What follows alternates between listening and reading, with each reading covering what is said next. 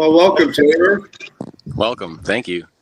Yeah, my pleasure. So normally, because you're new to the show, I'll ask you to tell us a little bit about yourself, give us your background, and how you ended up here today. Yeah, well, my name is Tabor Teachout. I am the president of Biochar Coalition, which is a 501c3 nonprofit that's committed and devoted to educating about what biochar is, how easy it is to make, and how useful it is, and what to do with it once you've made it.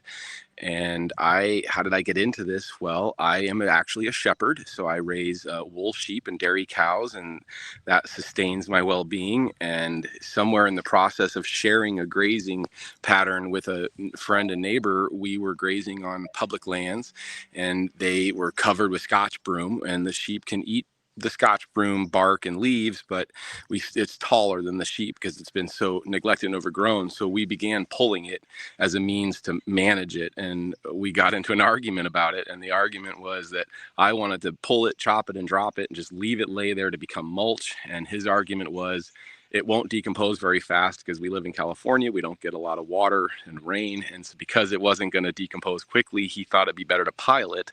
And the objection I had to piling it is, as soon as you pile it, somebody's going to show up and try to burn it. And that's exactly what happened. Somebody put a flare in the pile and tried to ignite it in the middle of a rain, and it was green, and it didn't ignite, it didn't burn, but it proved my point. Somebody will burn it if it's in a pile. And my friend, who also another board member, Tom Wade, his position was that we should do something with it besides leaving it lay on the ground, and he could understand my objection to piling it. So he asked me if we could put it in that pit across the way and make it into biochar. And I didn't know what he was talking about, and I didn't actually even ask him. I didn't get him to tell me what it was. I just argued with him about not wanting to burn in the pit with tires in it. He, of course, argued back, we'll remove the tires. And then he said, well, we still can't burn in that pit. There's a pine tree above it. You'll kill the pine tree. And he looked up, saw the pine tree. I won the argument. We weren't going to burn in that specific pit. But what it triggered for me is I wanted to know what biochar was, because I wasn't able to argue against something I don't understand. So I bought a book called Terra Preta, and that is actually the first book that was published with the word biochar in it. And it also was the smallest number of pages in a book available with biochar in it. So I thought, well, I'm going to buy this small book. I'm going to read it.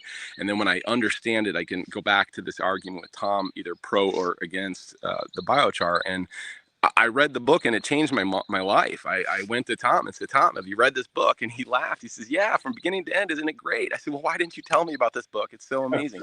And it changed my life dramatically. So I've now created a nonprofit as a result. This is the most mature I've ever been. And we started by just trying to teach our neighbors and trying to get them to stop making smoky fires and make biochar.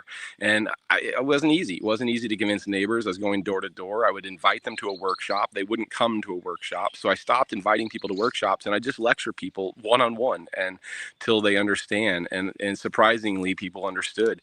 And as we started doing workshops, it's led to radio interviews. And after doing some of the public radio interviews, I was driving down the road seeing black piles of charcoal with incomplete sticks to the side as a direct result of them having heard our lecture, whether at a presentation or on the radio.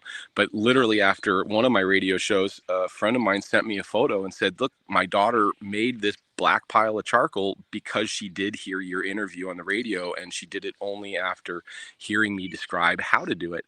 So it's motivated me to continue describing how to make biochar. And so a lot of my interest in the story is to get people to understand the simplicity of it and the carbon story generally.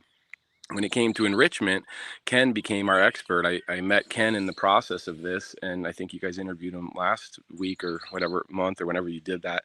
And he's an expert on the enrichment process. So I learned a lot from him and using the Korean natural farming practices from the book Jadam. And so what I learned after reading Terra Preta was that one book can provide so much information that I started reading more books, because I'm like, there's got to be more things I just don't realize. I'd been neglecting reading. I have a dyslexia challenge. I read it 4 times, which means I really know what it says because I couldn't get past the paragraph. And so my lectures are glorified book reports, and everything that I talk about is, you could find out for yourself. I didn't do the discovery. I didn't do the writing. I just read them, understood them, and can talk about them and repeat what I've heard or what I've read. And all of our books that we've read are on our website at biocharcoalition.org /read. And there's a list of books. All of them are linked to Amazon, where you can purchase most of them. Some of them are out of print, or used copies might or might not be available depending on the time when you look. But the simple story of biochar is what I want to start talking about, is what is that carbon, and how did it come to be charcoal, and how is it that we're going to be able to use that when we make it? Because all life is carbon, is 50%, or actually 47.5%. We just have rounded up over the years to 50%. But it's, that 47.5% carbon is inhaled from the atmosphere as carbon dioxide, and the photosynthesis of the plant generates electricity, which removes the carbon from the carbon dioxide and releases the oxygen. But in the life cycle of any plant, all plants, grass or tree, the volume of carbon that's actually inhaled from the atmosphere, half of all of that carbon is released from the plant through the root system as an exudate, a sugar sap that leaves the roots. I often described as like a lubricant to help the root move through the soil. But that sugar that's leaving the root is actually feeding the mycorrhiza in the soil. And the mycorrhiza is a carbon-based life form without any photosynthetic leaves. So it can't generate its own electricity to create the separation of carbon from carbon dioxide. So the plants can do that, and the mycelium cannot. But the mycelium is a carbon life form that needs that carbon. So what it does is it gets it from the exude, the sugar syrup that leaves the plant. So half of the life cycle of a plant, the carbon is inhaled and released into the soil. And so when we talk about making biochar, we're referring to the carcass remains of the plant. And in the carcass remains of the plant, there's still the 47.5%, which I round up to 50. And the 50%, half of that plant is carbon based. But when we really look at that, it's this is where some people get confused in the story. And so what I try to help understand is that there's cell walls. That's the structure that it holds the plant together. And then there's the cell content within the walls. And so the cell walls are like a brick house. It's just the perimeter. It's just the edges of that house. And it's made up of bricks and mortar. And the bricks are carbon and the mortar's hydrogen. So hydrogen is the glue that bonds the carbon together and makes the cell wall. But it's made from the sugar content. So the sugar is the juices that flow through the plant. And when the plant inhales that carbon, it's mixing that carbon into its sugar formula, and it moves it through the plant and releases it into cell wall structure development and continues to be used in the sugar flow content. So when the plant is dead and dry, you have 47.5% carbon, but half of that, which is like 23.5 or 24%, is the cell wall, and the other 24% is the cell sugars content. So when we're burning a fire, what we're burning off in the flame is the sugar content. It's also the case of smoke. If you see a smoky fire, that smoke is the steaming sugar content. And so we are releasing carbon back into the atmosphere. There are emissions. A lot of the marketing scheme that claims there's zero emissions in the biochar they're making is not actually true. What they're saying is there's no visible emissions in some of those burns, tiger cat kilns and whatnot. They like to say it's zero emission, but it's really just invisible emissions, because carbon dioxide is odorless and invisible. But a smoky emission is very visible, and we can make a smoke-free fire as well by maintaining the flame. The flame is the heat of the fire, and the smoke is not hot enough to be combusted into flame. So when we do a burn pile, to get the most efficiency, we also want to be clean. So we don't want to have a bellowing smoke. But in reality, no matter how smoky the burn is, the charcoal at the end of it will be the same quality as charcoal made in a smokeless flame fire. The content of the charcoal is the same product. And so the simple summary to charcoal is if the red hot coals are no longer flaming and they're no longer smoking, then you just apply water and then they crystallize instantly to a black crystal charcoal. And the temperature is 350 degrees is the magic number. If it's over 350 degrees, carbon bonds with oxygen and forms carbon dioxide. And a red hot coal is between 400 and 600 degrees, which is hot enough to combust into or to convert into ash.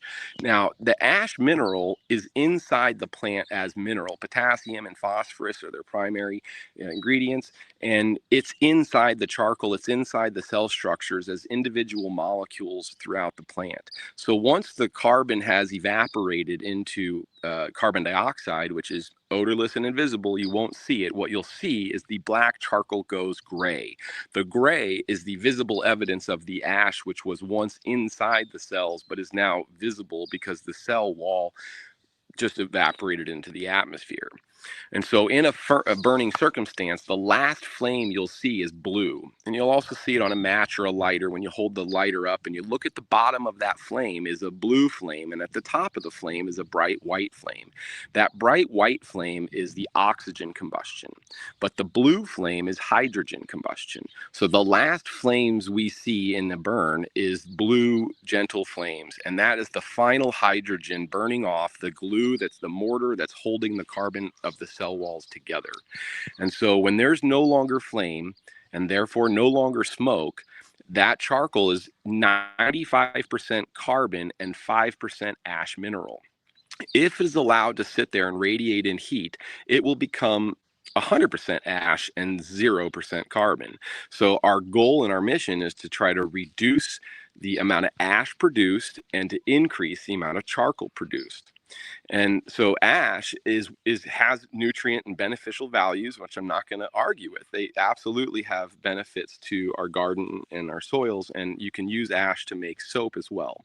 But having an abundance of ash is water soluble. And when you solute the ash into water, it creates a lye solution. Lye is caustic. And that caustic solution goes down the river, goes down the creek, and ends up in the ocean. Nothing will stop it. Biochar is a negative polarity carbon molecule, and ash is also a negative polarity molecule. So it won't stick to charcoal. It will just flow right through, but it will stick to positive ions.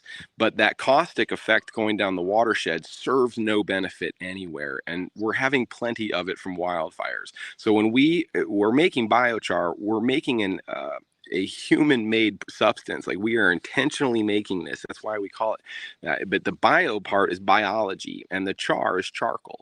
Because biochar is just a charcoal, but not all charcoal is biochar. Because if the charcoal still has the volatile oils inside, oil resists water. And if you have oil in the charcoal, then it resists water. If it resists water, it resists biology, because biology is based in water. So the charcoal that no longer has a flame or smoke no longer has volatile oils in it. If it has volatile oils in it, then it won't be able to absorb water and biology. So we will call it biochar, even though there may not actually be any biology in it, because our intention is to allow biology to enter. Now, they'll also use biochar and other things that aren't going to end up with biology, such as concrete and asphalt. And there's plenty of uses for biochar in other ways that doesn't necessarily lead to soil health. But our interest is in soil health as well, because when you have a healthy soil that retains water, then you have a healthier vegetative regrowth. And how does it retain water? Is that the charcoal is porous and hollow. It still holds the structural shape that it grew. So if you have a hard wood, it's a hard, dense charcoal. If you have a soft wood or an annual plant, then it'll crumble really gently. It's very soft charcoal. So the quality of the charcoal can change based on the quality of what the material is you burn. But no matter what you burn, it's going to become charcoal if you manage to allow it to finish flaming, allow the smoke to dissipate, and then quench it to black solid crystals. And as far as what you're going to use with it, that can range from a lot of things. But I think you guys are focused morely on soil, so let's stick with that. And the cell structures are designed by nature to hold water and nutrients. So when we get them into the soil, you're making pockets and cavities with which can hold water and nutrients.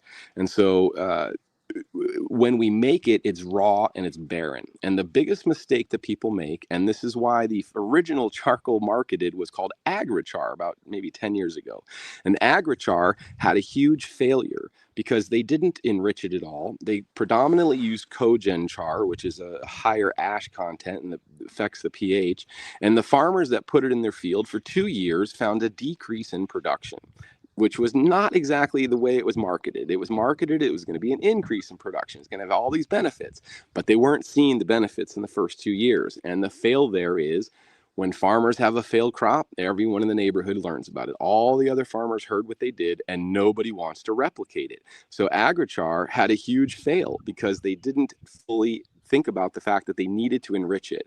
The reality is, though, if you go back to those same farmers on the third and fourth year after they put it, it is now and today continues to be their most productive field. But the media already made the publicity. So we've already lost that opportunity to educate them in advance. But so the reality is if you do nothing to the charcoal, because it's a negative polarity magnet, it attracts all these positive ions. The number one nutrient that we need is nitrogen. Nitrogen is a positive ion. One molecule of carbon can hold 17 molecules of nitrogen. So that's a huge increase. You can hold a lot of nitrogen in that charcoal, but you don't just hold nitrogen in the charcoal. Just like the plant didn't just hold nitrogen, it holds a mixture. So that potassium and phosphorus, the other negative polarity elements that are inside of ash, that are inside the charcoal, they too can stick to nitrogen. So once you get that nitrogen in the charcoal, it bonds to both the charcoal wall and the ash mineral inside, keeping it there. But it's not locked in there. It's available to leave. It leaves with the water, and the water leaves through evaporation. So a lot of what will stay in there is what's like heavy metals and toxins. And why does it stay in there? Because nothing really needs it. Nothing needs lead and arsenic and these minerals that can be found in our soil, whether they were originally there or evolved there from human interactions. But the way that kind of works is that the plants are having a magnetic polarity attraction. They're pulling in the nutrients they need.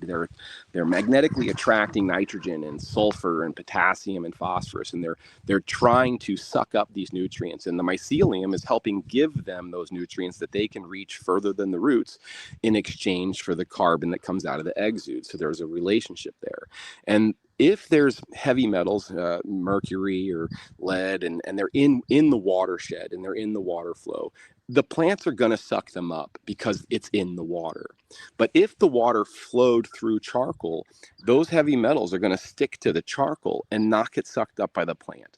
The plant is not asking for the heavy metals and arsenic. It's just default getting it because it's in the water. But if your water's been filtered through your soil, through your charcoal, it doesn't have a magnetic pull. It's not trying to get the lead, so it won't take it. It'll just leave it there in the charcoal. The mycelium's not going to force feed lead to the plant. But if the plant needed some sulfur, it's going to pass the sulfur because it has an electrical charge and the plant has an electrical demand for that charge. So to get the mycelium involved, you have to understand about the different nutrient cycles. So the nutrients, just the base food, but bacteria is what eats that food. Bacteria eats the nutrients, and the nutrients are then feeding the bacteria, and the bacteria is feeding the mycelium.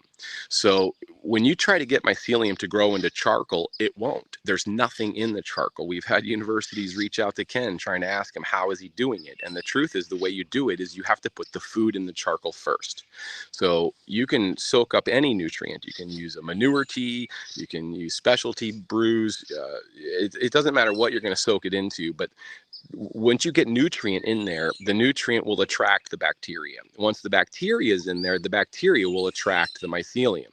So if you want to speed the process up, make the nutrient, your solution going into the charcoal, bacteria rich. So you can do that with a fermentation process. So we highly recommend fermenting products to create that. But again, if you do nothing and it just lays on the ground, nature will do this on its own. It's really about, if you're trying to get to your garden quickly, how can you expedite it? The simplest way for anybody that's a gardener, you should be composting naturally as a practice of gardening. And if you're doing composting, then you can incorporate the biochar in your compost. If you layered it on the bottom of the compost pile, then any water added to the compost pile that leaches through will be filtered. And as a last attempt of absorbing that nutrient, the charcoal on the bottom on the ground will absorb as much as it can. If you put the charcoal over the top of the compost pile, it'll actually absorb the gases. We don't compost in our house because it emits toxic gases, but those toxic gases are emissions. Those are emissions that you get from a fire. Those are emissions you get from decomposition. They're both not high quality emissions. We're not going to want to inhale those things in our home, and thus we don't compost in our home. But if you put charcoal over the top, it absorbs gases before it absorbs liquid. It does not absorb carbon dioxide because the carbon's locked up in that oxygen and it rises right through, but it does absorb methane because methane's a little less stable. So methane is 4 molecules of hydrogen to 1 molecule of carbon, and carbon dioxide is 2 molecules of oxygen to 1 molecule of carbon. So a molecule of methane and a molecule of carbon dioxide is the same thing as 2 molecules of carbon and 2 molecules of water.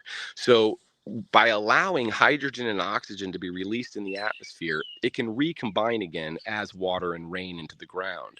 But if it's still attached to the carbon, it doesn't immediately become water. It rises up in the atmosphere. And our biggest environmental challenge is the carbon dioxide that's in our air. Now, methane has an issue because it is rising higher up. It has 4 hydrogen, it's carrying it much higher. And so it's higher into the elevation. Now, carbon is a black substance. And so black attracts heat. So when it's way up in the high atmosphere, that black carbon attracts heat, which heats up the molecule of methane, which means the hydrogen is a weak grab onto the carbon and it drops the carbon. The hydrogen would rather bond to itself as 2 molecules of H2, hydrogen gas.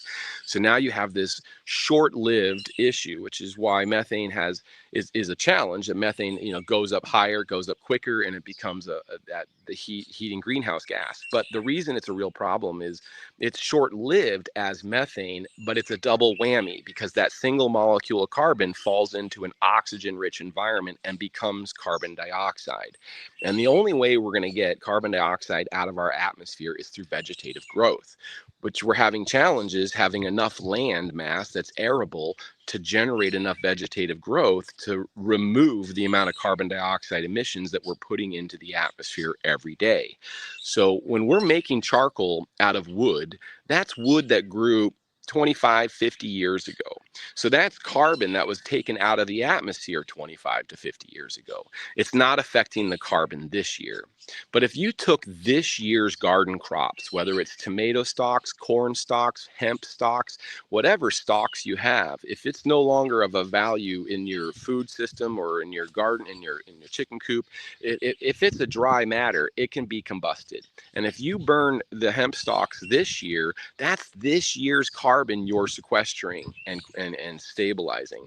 And just to give an idea of the volume here, a 5-gallon bucket is equivalent to 5 pounds of carbon. And 5 pounds of carbon is equivalent to the emissions of 1 gallon of gasoline. It's 6 pounds for diesel and 4 pounds for propane. So all of those emissions, every time you burn a gallon of gas, you're putting 5 pounds, a 5-gallon bucket of carbon molecules into the air. But if you manage to make a 5-gallon bucket of charcoal, you've mined and reversed, put carbon back in the ground. You've taken that carbon that was once in the air, it grew into a plant, and you crystallized it. Once it's crystallized as charcoal, it can no longer evaporate at all. It's stable, it's permanent, but it can still evaporate if it's heated up over 350 degrees. But it's hard to get to that temperature when you're soaked up with nutrients and water and in the soil, which is thus our intention is let's get this charcoal in the soil where it can have cascading carbon benefits to hold nutrients right there in the soil. Wow, that was a rant, dude. That was a rant. I can do that. I definitely like to polish it a little bit. I think you're missing some pieces, like when you use the term mycelium. Mycelium is basically the thread of fungi. So it could be sap saprophytic, it could be mycorrhizae. Mm-hmm. So when you speak of mycelium, you probably ought to understand that like the saprophytic fungi doesn't exchange nutrients, it breaks down organic matter, whereas the mycorrhizae actually does transfer nutrients back. So I think you should Okay. stick to one or Stick with the the other. mycorrhiza. Yeah. And then the other piece is the nutrient cycling system, right? So fungi don't eat bacteria, protozoa eat bacteria. Mm. And that's really important to understand. The bacteria, all the bacteria does, they're miners. They just mine. That's all they do. And they store that nutrient in their body, in that cytoplasm, which you do describe well, talking about inner and outer cell walls. That was fucking beautiful, spot on. But the only way you're going to get that bacteria to be converted into nutrients is two ways. One, the plant starves it. So the plant grows a ton of them and then shuts off that exudate, no longer feeds it. Now that bacteria is going to die back. And as it dies back, it's going to release those nutrients in the rhizosphere. So in the root coating, in the root stomach, for lack of better words. So to understand like the whole system, I think that's where the ecology comes in, the really of understanding the different relationships between the bacteria, the fungi, and the protozoa. If you have all three, you have a functioning nutrient cycling system that you don't need any minerals. The minerals are, like you said, they're bound up in the soil. The plant can leak out the exudates, the bacteria can mine those things, and the protozoa graze the bacteria, and bam, it comes right back, plant available.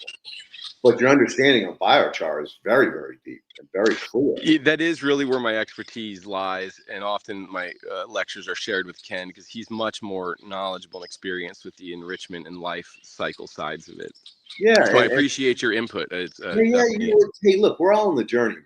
We're all absolutely. on the journey, right? The journey is you never stop learning. And just myself in the last year, the amount of information that's come out about dissolved organic matter or dissolved organic carbon is huge. Like we finally know how soil formation works and how to speed that up. And that's essentially by putting liquid carbon or liquid organic matter back into the soil.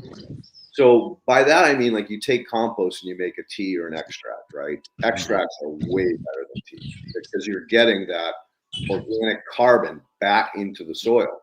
So what we know about exudates is they're carbon. Like you said, they're half carbon, half sugars, right? So they feed everything, like the whole soil food web. Worms eat the bacteria that live on those sugars. The microorthopods live on the fungi and the bacteria and the organic matter. So it's like this whole web, and that's the way I like to talk about it. Is really, especially if you're biochar, you should be using an entire soil food web.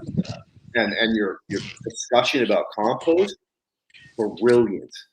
Putting biochar over the top of the compost prevents smell. It grabs the hydrogen, it grabs the ammonia, it grabs the methane, and all of those are way worse than CO2. Like we focus on CO2. No, it's methane, it's ammonia. Methane's worse because it's a double whammy because it comes back and then becomes carbon dioxide. Yeah, same with ammonia. It's no good.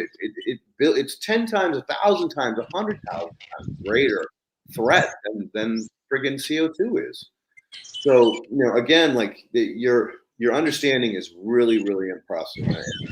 You made some incredibly great suggestions about, you should lay down a bed of biochar underneath your compost, and you should spread a layer on top of your compost. That way you're getting everything you possibly can gain. And let me not forget, though, is in the middle and the value of having it in the middle. So what we tend to recommend is when you're putting a layer of your fresh compost on your food scraps on the top of the pile is go ahead and cover it with charcoal. And every time you add more charcoal. And so it becomes like a lasagna layer of charcoals getting now in the middle. And so when you first put it on top, it's doing that gas absorption. But then as you cover it with more food scraps, you cover it with more char. Now there's charcoal in the middle. And the advantage of having charcoal throughout and in the middle is because charcoal, after it's made and quenched, it has all that air, the air that we live in, and that air we live in is high in oxygen. So you basically have an oxygen-rich air, inside of the charcoal that's now inside of the compost pile, which means that you don't need to turn the compost pile just to add air, because the air is actually in the charcoal doing a direct exchange within the center. So the compost piles that have the charcoal throughout actually can compost a bit quicker and not require to be churned, when the intention of churning is to try to get air into it. Yeah, agreed 100%. And I think the most important part you're missing there is it's aeration. So creating pockets that allow that air to stick in there. So yeah, it definitely will mature the compost more quicker. So it makes a lot of sense. And that's the other piece of the puzzle that I love when you talked about original biochar causing problems. That's because biochar, the bacteria will set up shop on it and disassociate with the plant completely. So you're not going to get a good yield. But after 2 years, now the biology has overgrown that carbon and it starts to release the nutrients that are bound up in it, and then causes that explosion of plant growth and yield. Now it's working in unison instead of fighting each other. I mean, you should read up on like the nitrification process. It's pretty powerful. I mean, everything is a acetone ratio, carbon and nitrogen, right? Everything. We know that bacteria in a compost pile will have to start stealing nitrogen if the ratio of C to N is greater than 35 to 1. And in mature compost, your ratio is closer to between 15 and 25 to 1 C to N. And there's some wiggle room there too, because like you said, it depends on the ingredients that you're using. Whether you're making compost or biochar, it's still the same basic process of breaking down organic matter into nutrient, into biology, but creates a nutrient that's easily broken down further by the bacteria in the soil system. So yeah. And so to speak a little bit about, like, I actually don't manage a garden. I don't really manage a compost pile, because I have friends that do, and I make trades with them to get access to it. But where I actually utilize this is I do kind of landscape management using grazing as a practice. And I was grazing long before I learned about biochar. But now how I utilize these livestock in relationship to biochar is when we do a fire fuels reduction and we've converted all this fire fuels into biochar, we rake it out thin across the landscape, unless we have a gardener that wants to shovel some up and take it to their compost pile. But by having it across the landscape on the surface, it doesn't actually have any nutrients, but it's also on the surface. It's not in the root zone.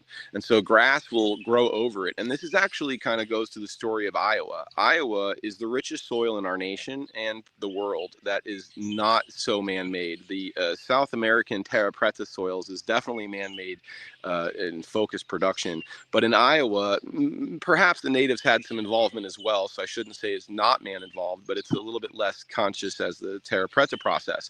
And in Iowa, they have grasslands, and grass grows and dies and makes seed, and the seed drops to the soil and at the soil level, and the stems of the dead grass stay standing. But when lightning strikes or Native Americans ignited that grass, Iowa hillscapes quickly went ablaze, super fast, spread super far.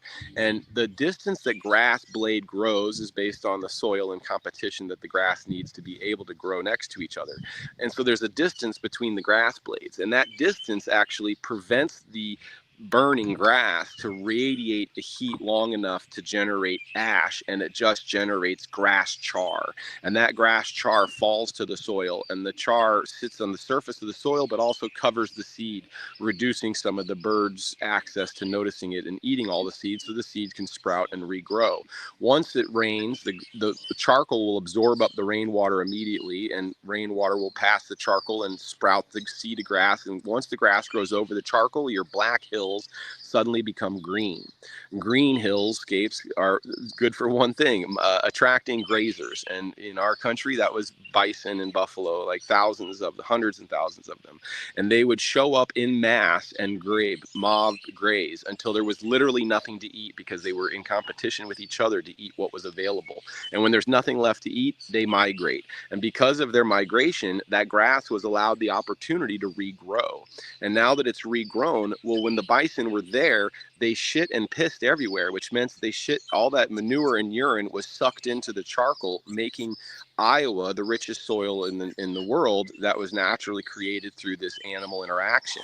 And if we only have 6 inches of soil left in Iowa, but when we first landed here, we measured, according to written documents, multiple sources, they measured up to 18 inches of soil, black soil in Iowa. And now in the last 6 inches that they've studied, they can say that 50% of that soil is charcoal. That's what it was made from. And then they figured out, how did the charcoal get there? The natives weren't spreading it like they were in South America. It was literally grass charcoal for millennia of repeating this process of an annual burn. And so by having that charcoal across the landscape raw is not a problem, because it's on the surface. Where it lies into the problem is when you start tilling it into the soil and getting it into the root zone raw, because it's going to suck the nutrients out of the soil in a passive way that's in competition to the plant, who actively need to suck it up and don't have a relationship with the charcoal yet, because it's freshly put in there.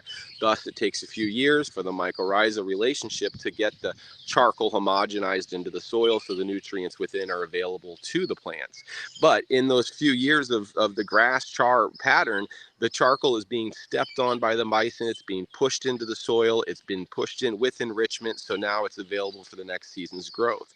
So what I've been doing is replicating this sort of behavior with the grazing pattern. I do a mob grazing, or specifically rational grazing, which is in one of those books called Grass Productivity by Andre.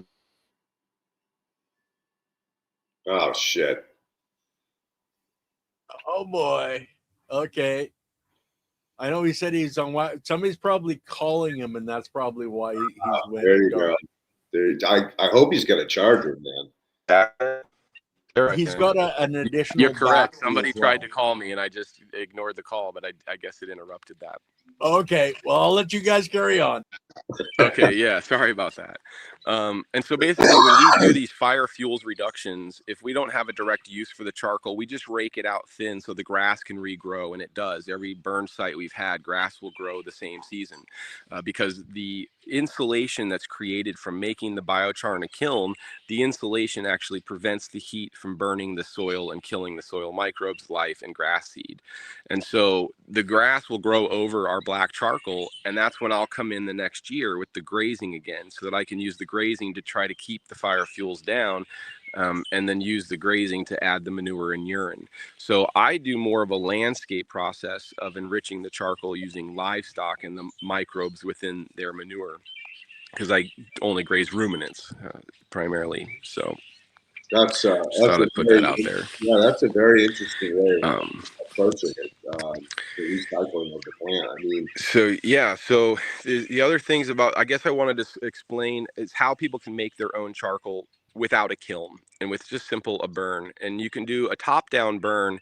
And the first mistake that people make is they ignite the pile underneath at the bottom, and they think that that's the right thing to do because the flame and heat will climb up and combust the pile. But the problem with igniting on the bottom of the pile is the heat generates smoke, and it just bellows smoke most of the day. And then the second problem is that people add wood to the fire, and it continues to bellow smoke all day. So to reduce the smoke emissions from a fire, we advocate you make your pile and you ignite it on the top.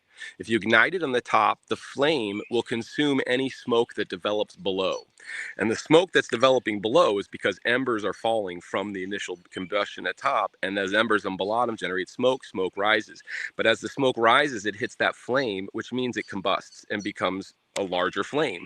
As the flame gets larger, that entire pile will very quickly be fully consumed by flame. And at that point, you have to stand back. Nobody can stand that close to a blazing fire. But the next tendency that people have is once the fire dies down a little bit, and it's approachable, people want to start adding wood, and they add wood all day long. Well, we are advocating that you stop adding wood. Once you've ignited the pile, don't add any more wood. You can simply make another pile and burn multiple piles. But the reason is anything you add on is cold wood. And that cold wood that you're adding on basically is going to not be reaching combustion right away, thus the bellowing smoke. And by the time it reaches combustion and goes back into flame, the unfortunate thing, everything below that burning stick is already done. It's already potential biochar, but is now converting to ash. It's because the winds are blowing from the side, the winds are oxygen rich, it could be a gentle breeze, and so the ash starts forming on the bottom while the sticks on the top continue to burn, which is the reason we say don't add more wood, just focus on completing the combustion. If there's a few sticks that are still smoking or still flaming, I use a pitchfork because a shovel will lift up charcoal that's complete. A pitchfork can only lift up incomplete pieces. If you look closely and watch it, you can notice the smoke out of incomplete wood is more blue as opposed to white steam. It'll be a blue steam, and that blue is that extra hydrogen that hasn't combusted.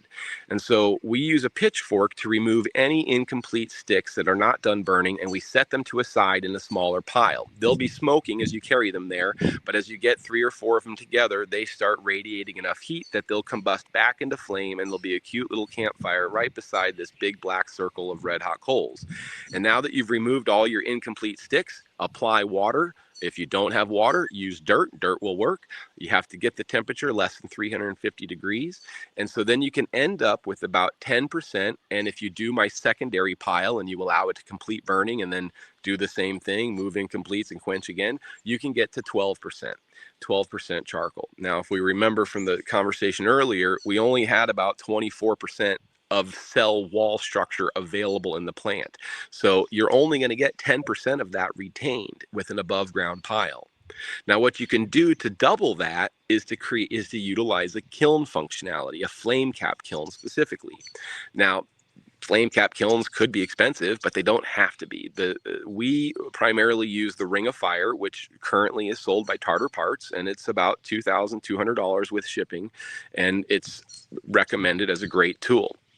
However, you can also make an earthen pit. There's in the video, I see he's showing you a wonderful view of my first burn kiln with this great peak blaze. But to create an earthen pit is simple. It's just dig a hole in the ground. Now, earthen pits have caveats. Some states, including California, it is illegal to burn in a pit in the ground. And if you understand the reason for the law, you can make your own decision about whether you're going to follow the practice of the law. But the reason it's illegal is that a fire can ignite the root of a tree and underground, and a live tree or a dead tree. And if a root of a tree gets ignited, it's going to spread underneath that tree. It's going to kill the tree, but it's going to spread to the next tree. Once you have a fire underground, there's nothing that can stop it. Firefighters can only fight what's above ground. And there are still today fires that are burning underground. Every year they calm down in the winter, but come spring they pick back up because the embers are not out. Nobody can see them. Nobody can find them because they're underground. So if you dig a pit in the ground and there's any evidence of a tree root, abandon the pit. Do not use it. It's the only way I can say to do it is if you're going to do it, make sure you're doing it safely. So if you found a place to dig a pit and you found no roots in that pit and you're not directly underneath the canopy of a tree in your nice open safe area, a pit is recommended for, say, a home or farmstead where you are going to burn in the same place every year. Maybe you're going to burn not far from the garden and you can reuse that pit. That's the challenge of a pit, is you have to dig one. Digging a pit can take up to an hour, and it can last for years and years and when you're done, you can leave it full of charcoal so you don't have a hole in the ground. But the Ring of Fire kiln, we can take that down and move it anywhere easily. No digging a hole required, no hole filling in at the end either. But the effectiveness of the pit and the kiln is the same, because the pit is an earthen walled kiln, and the steel above ground is just a steel walled kiln, and we dig dirt around the edges so that no air can come underneath the steel kiln wall. And by having these walls of your burning environment, it's called a flame cap kiln, because the lid doesn't exist. There's no top. The flame is the cap. It is the lid. It is what the flame prevents oxygen from entering, because oxygen is consumed by the flame and immediately leaves with the heat. So the oxygen can't gravity go through the flame. It has to go up with the flame. As long as oxygen is being consumed by the flame cap, it can't reach the charcoal. If oxygen can't reach the charcoal, that red hot charcoal sits there at around 600 degrees in the burn circumstance, waiting for the oxygen to come in to bond with it to make carbon dioxide and leave behind the ash. But as long as you maintain a flame cap on your kiln, whether it's a metal above ground or an earthen pit, the flame consumes the oxygen. If the oxygen's consumed, then you have charcoal just piling up underneath. And so you can get 20 to 22% of the available 24% just by managing a flame cap kiln. And how do I get to that 20 from 22 is I'm using the pitchfork, I'm removing incomplete sticks, I'm setting them to the side, and I'm letting them continue to burn while I'm quenching the main kiln. And so when I say quenching it, again, you can do this with dirt if you don't have easy access to water, but water is highly recommended. Water quenching makes a better quality charcoal, because the water actually blends with that little bit of ash that does form, because we do form some ash. And that ash that's formed blends with the water and makes a lye solution. But if you've ever made soap, you take that lye solution and you mix it with oils, and it saponifies and makes a soap. So when you have this lye solution flowing through the charcoal, it bonds with any residual oils that could be in there from the burn circumstance, and actually becomes soap and actually cleans the charcoal. Now that you've cleaned the charcoal, you've actually made it activated charcoal. It's activated carbon, because it's been cleaned of all potential oils and residues. And so we have grown to prefer the kiln, because we're getting double the charcoal and we're increasing the safety. When you do a above ground burn, it makes a sphere of heat that goes in all directions. It goes down, it goes up, it goes sideways, it goes in every direction. And I've been to multiple properties where they had piles and piles and piles all across the landscape. And we tried to convince them. We brought a kiln, we consolidated 8 piles into one kiln, but they were anxious. They didn't want to do this another day. So they went around and ignited the rest of the piles and burned them, and nothing I could do to stop them. So they just did an above ground burn alongside our charcoal burning in the kiln. They made charcoal as well, about 10% per pile compared to our 20%. But the real difference was looking at the next day. Every tree surrounding every burn pile had this huge burn scar. All the live oaks and the valley oaks, all the blue oaks and the black oaks, all these oaks were scarred. Their leaves, their branches, they died. They were dead. You can just see this brown sphere of damage that was done to the environment surrounding us. When we use a pit or a steel above ground kiln, it doesn't make a sphere of heat. It makes a column of heat. And as you saw in that video a minute ago, that heat's just going straight up. You know, if there's a breeze, it'll go diagonal, but it's going straight up in a column.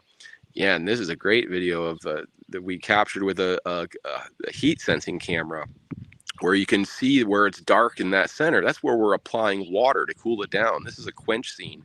And the shovels raking out the hot charcoal, the water's cooling it down as we go. So it's white hot. And then we apply that purple stream of water and it gets cool.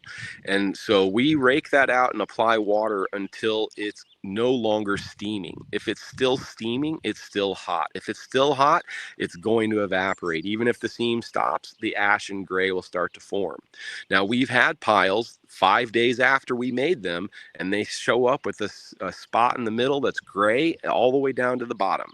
So what's really key when you make a pile of charcoal, whether it's in a pit, in a kiln, above ground or not, you need to dig all the way to the bottom when you're quenching, and you need to thoroughly make sure it's done steaming and that there's nothing incomplete.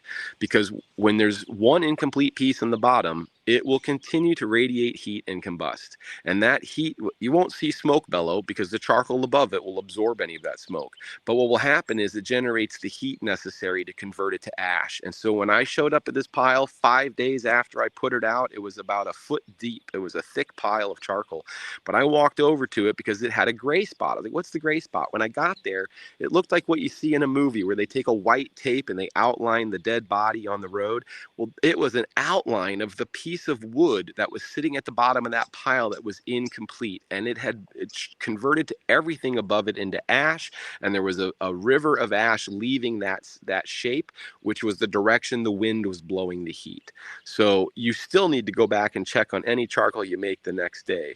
But if you start enriching it with nutrients, then it's going to be cool. It's not going to be heated up again. The real risk is if you're leaving it in a pile. And the reason we leave it in piles is we are often intending to move it to somewhere else. A lot of times we'll shovel it into a wattle sock and use it for erosion management across the landscape. You can shovel it into a pillowcase and hang it into your pond, and it'll absorb the nutrients out of the pond. Ponds that are growing super lush with algae is because they're super lush in nutrients in the water. So if you use the charcoal to absorb the nutrients out of the water, you can combat the growth of algae by simply removing the nutrients that fed the algae. And so once your charcoal's been soaked up in the pond, you take it out, replace it with some fresh charcoal. Now it's enriched. Go add it to your garden or your layer in your compost, and you can be putting the wattles in the inflow of the pond and also at the outflow of the pond as a filter system. But you can also just hang them in like a buoy on the side of a dock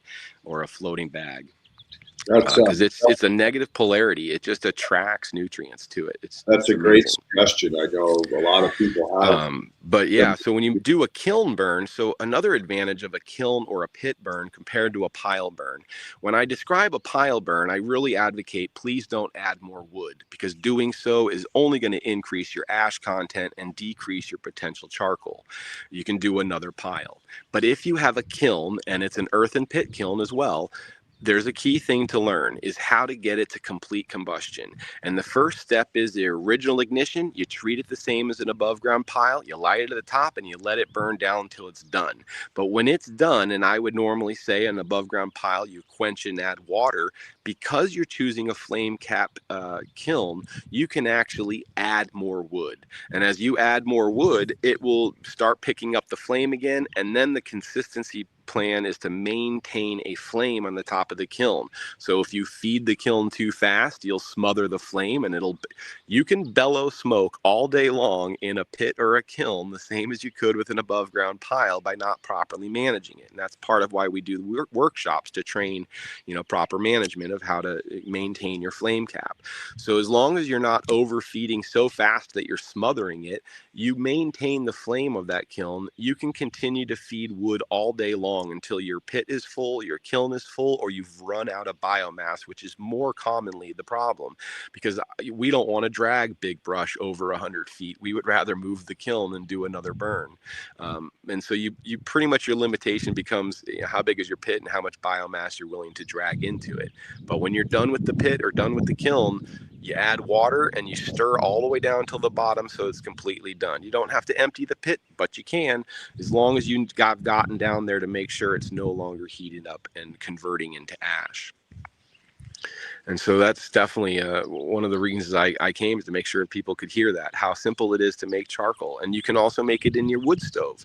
If you have a wood stove circumstance and you're heating up your home, instead of shoveling out ash, which is the common practice of a wood stove, you change your pattern. You bring a bucket of water and you set it next to the stove. And when you would open the stove and think, oh, there's a big bed of red coals and there's no flame, I'm going to just add another log. That's the tendency, just add more wood.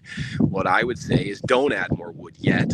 First, shovel out 2/3 to 3/4 of the charcoal that's in that stove. Put it in a bucket of water. It immediately quenches. A little steam might come in the house, but your house is already dry because you're doing a wood stove heat.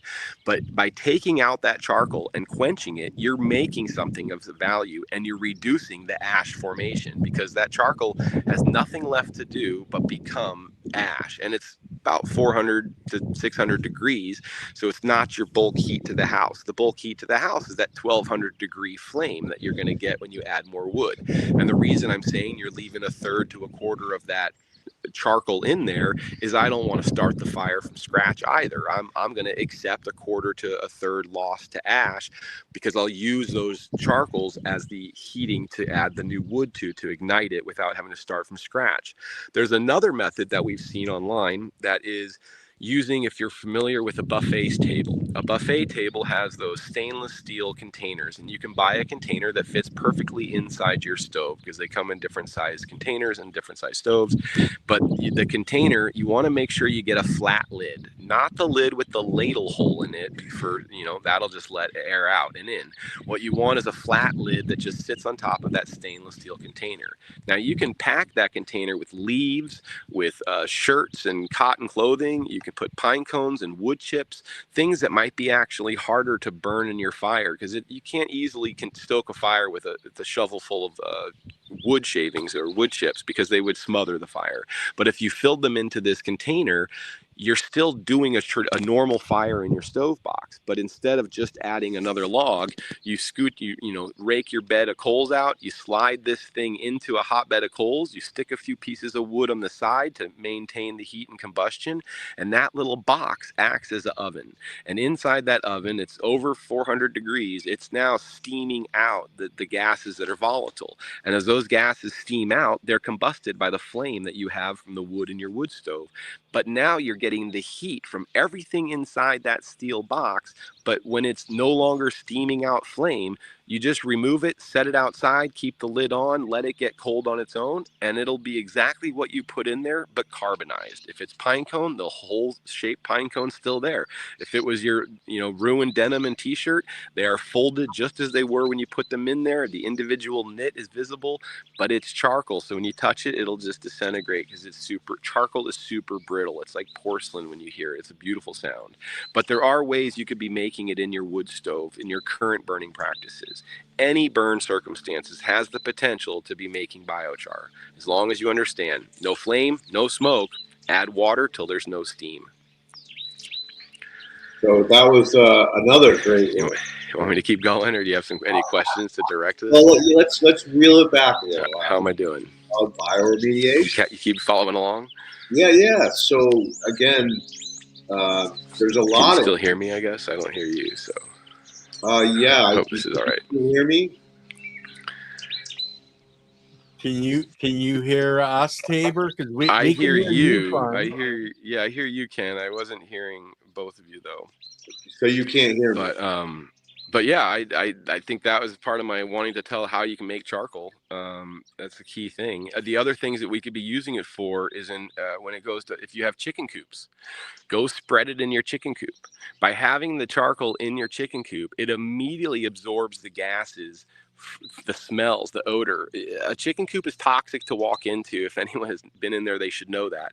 But if you spread charcoal on the soil, on the surface, it immediately changes the aroma of that environment and makes it significantly less toxic. And also, when you eventually rake out that chicken poop to add to your compost or garden, with it's going to come the charcoal. So for me, I don't do a lot of the fermentation and quick enrichment processes. That's Ken's focus and specialty. Where I go to is animals. I raise animals. That's my shtick. And so you can also, I saw this other great video where they use the charcoal, and you make a fresh batch of charcoal and you put it in some water. And what happens is the fine particles, the flour particles, stay in the water. And so now you have this like black water. The water's, if it sits still, it'll settle. The charcoal will settle in the water. But when that charcoal is stirred throughout the water, you can use that water to feed your chicks, and it'll actually absorb any toxins in the environment. It'll help the chicken's digestion, and it has improved the vigor of young chicks by absorbing any adverse toxicities in their environment. It's going to absorb it right in there. And there are studies out there about feeding it to livestock, feeding it to ruminants, sheep, cattle, or whatever, and there's validity to it, and it does improve the compost, the the gut is like a compost bin. So by adding that charcoal in their rumen, it's the same as adding it to your compost. It's adding benefit. It's absorbing toxins, which means the liver won't have to process those toxins. It's absorbing nutrients, so it's going to come out the other end. An earthworm can eat charcoal, but it can't break it down. It can't decompose it. The earthworm can only chew it into smaller pieces and then enrich it with their gut system and then manure it back out.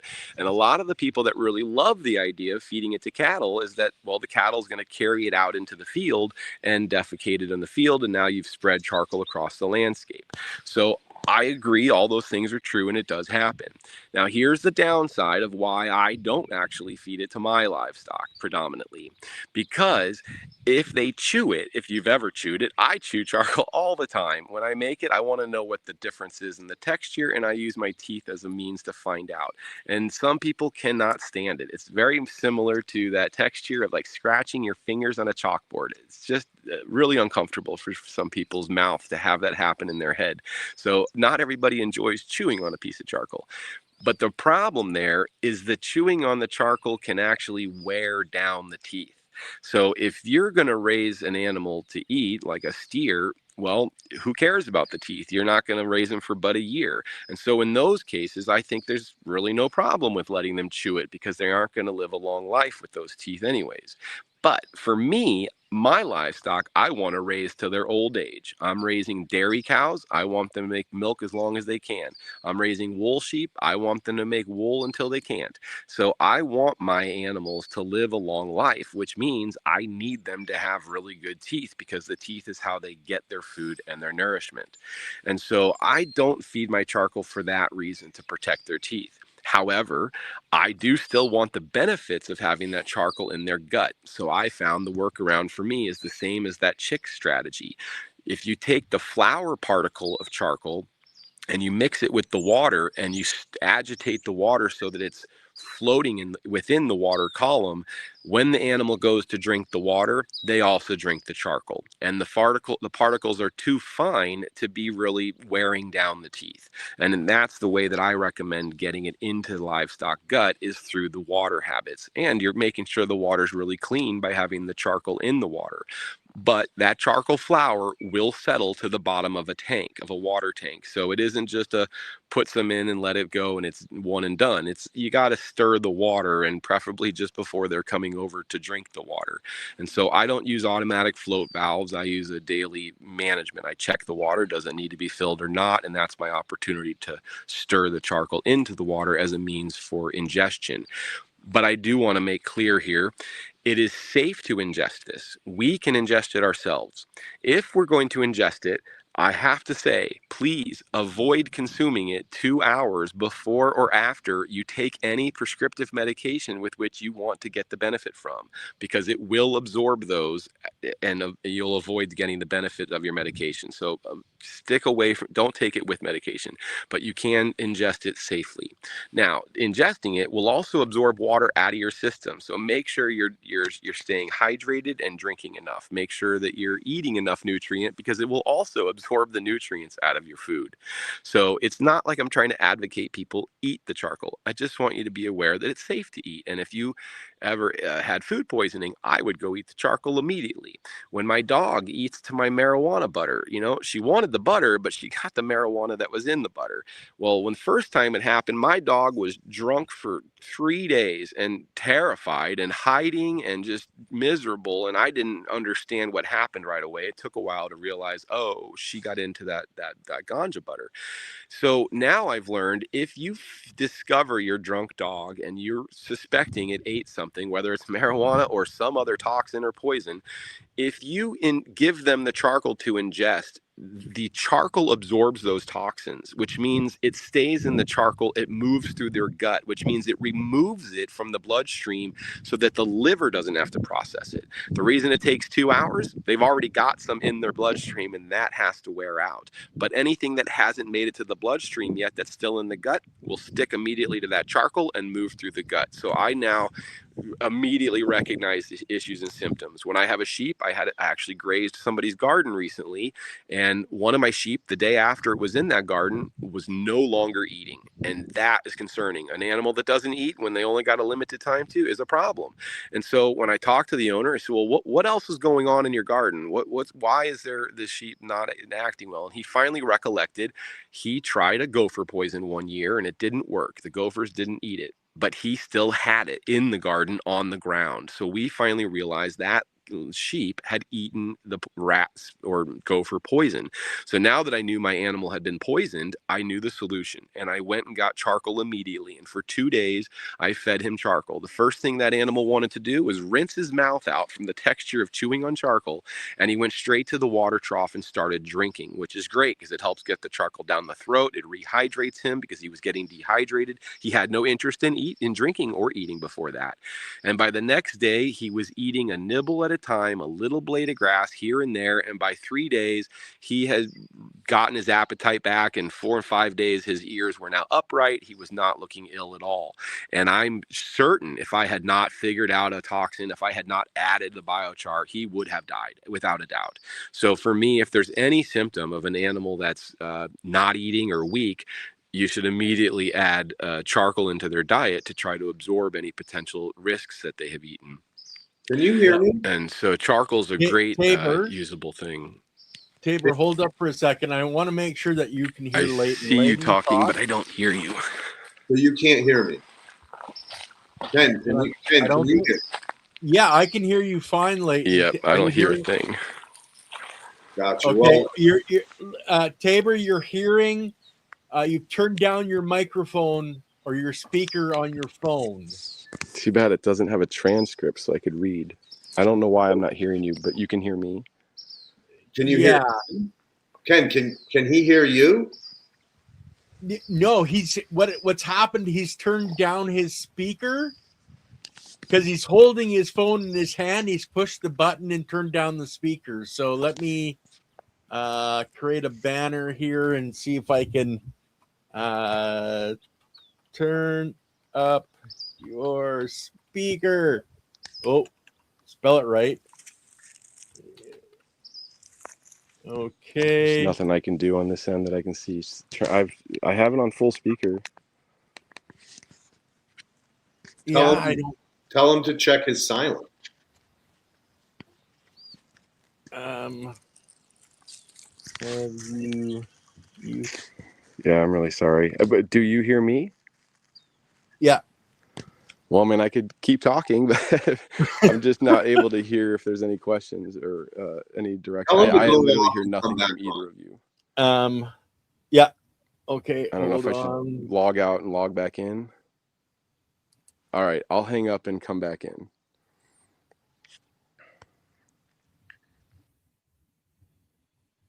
Damn, does that guy talk? Woo! Oh, we're gonna have to have him back on. I think on several occasions, and hopefully we can get him on a better device where we don't have these problems, right? Yeah, I mean, there were just so many points that I wanted to enhance that I didn't get a chance to. How about now? Can you hear us? I do. I'm so much more comfortable now that I can hear you both. All right, okay, I'll jump back off. So no, stay on, Ken. You have 18 questions. So typically we break at half an hour before the end for questions, but I think you have too many to get through. So what Ken and I were talking about while you were off is we need to have you back on. You hit on so many points that are so valuable that we didn't get a chance to discuss because you were on a rant, which is great. I can do that. Yeah, no, that's great. I'm a ranter, right? So we're all about ranting, but it's just there's so many valuable things that you said that we should have expanded on as we went along. But needless to say, we'll have you back on soon. Okay. But let's get you through the questions because you have a lot of them. Okay. So Chadwick wants to know, just started using biochar for my garden. Any suggestions on best practices for biochar? Enrichment. Enrichment's the one thing that people can fail, and the simplest, easiest is urination. Pee on your charcoal at a minimum. The easiest really is incorporated into your compost practice, and as you move your compost into your garden, the biochar will move with it. But lack of enrichment is the biggest fail you could have, and it won't be a total fail. It'll just be a delayed success. Well put. It'll show up a couple years later. And the other thing that often the question that comes up for me is what type of wood or what size charcoal material. So I'll answer that. It does not matter what type of wood, period. Anything that'll burn. I have made charcoal out of cardboard, out of paper, and it's wonderful. But what you need to understand is back to that cellular structure. If you start with a hard wood, you get a hard charcoal. You start with a soft wood or paper, you have a soft charcoal. If you want a really supple garden bed that your fingers are running through, you want that fine charcoal. Now, your oak hard charcoal could turn into fine by crushing it. Crushing it's an issue and a challenge. Again, don't inhale it. That's my biggest warning, is it's dangerous to inhale it. It is not dangerous to ingest it. I think I went on the tangent about eating it, but I want to make it very clear. It is dangerous to inhale because it sticks to your lung just like it sticks to everything else. That is how coal miners died from black lungs disease. So definitely don't inhale it. But as far as the size, you can sift it. You can sift it in a screen if you want, and then you have your fine stuff and your chunky stuff separated. The chunky stuff has great value, especially that hard chunky stuff, oak and stuff. Well, for using erosion management, if you have an erosion management issue, you want to build a bed somewhere, that chunk has valuable. Now, I don't have an issue with it being mixed sizes in your garden bed, because the finer it is, the more surface area it is. The more surface area it has, the more nutrient bonding it can do. So the small stuff is, of course, what you want. But here's why I'm actually okay with that mid-size and large stuff included and not neurotic. I'm not neurotic about sifting it out, because my mindset is if I have a chunky piece of charcoal and it's in that garden bed, I think we can all agree the nutrients are on the outside edge of it, and the core is probably still raw. But how that serves us in our long term is that raw charcoal, when you pull a plant out and you expose the soil, or if you dig a hoe out a ditch to plant, when you manipulate that soil, that charcoal can break on its own from the physical of shoveling, from tilling it, or from heat and freezing. From freezing in the winter and defrosting, charcoal will break down into smaller pieces. If it breaks down into a smaller piece later, it exposes the core as raw, making it a capacity to absorb up new nutrients, because biochar is finite. It can only take on so much. It's a limit in its capacity. It has a lot of capacity. Like a 5-gallon bucket of charcoal can also hold 5 gallons of water, because the water's going within the charcoal. But if you have that, raw charcoal that shows up later, that's great, because you have nutrients later that the other charcoal's already absorbed, and so now or can't absorb more. So you have new charcoal exposure to absorb more. So you don't need to be neurotic about it being all fine or super crushed. But if you want that benefit quickly, then you want to get it as fine as possible.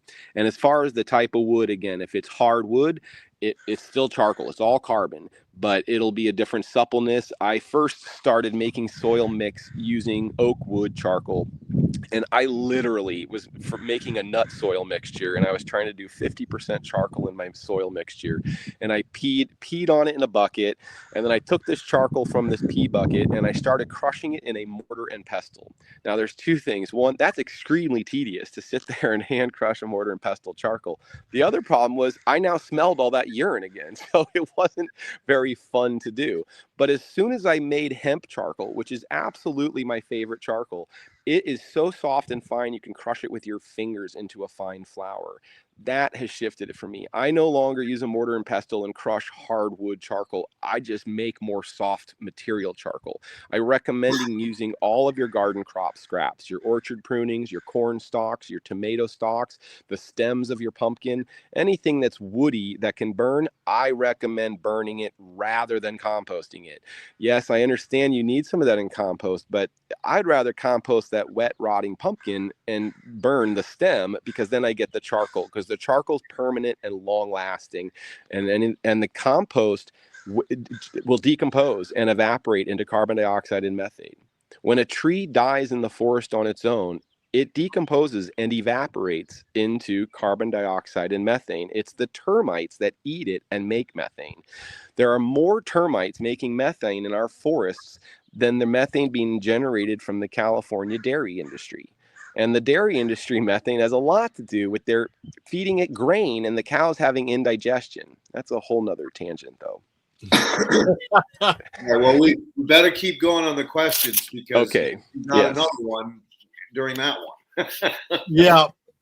Now you were saying earlier about the cell walls, etc., and they're wondering, wait, is this host saying different plants are going to have different wall structure in the chat, and the porosity of char is not based on the temperature?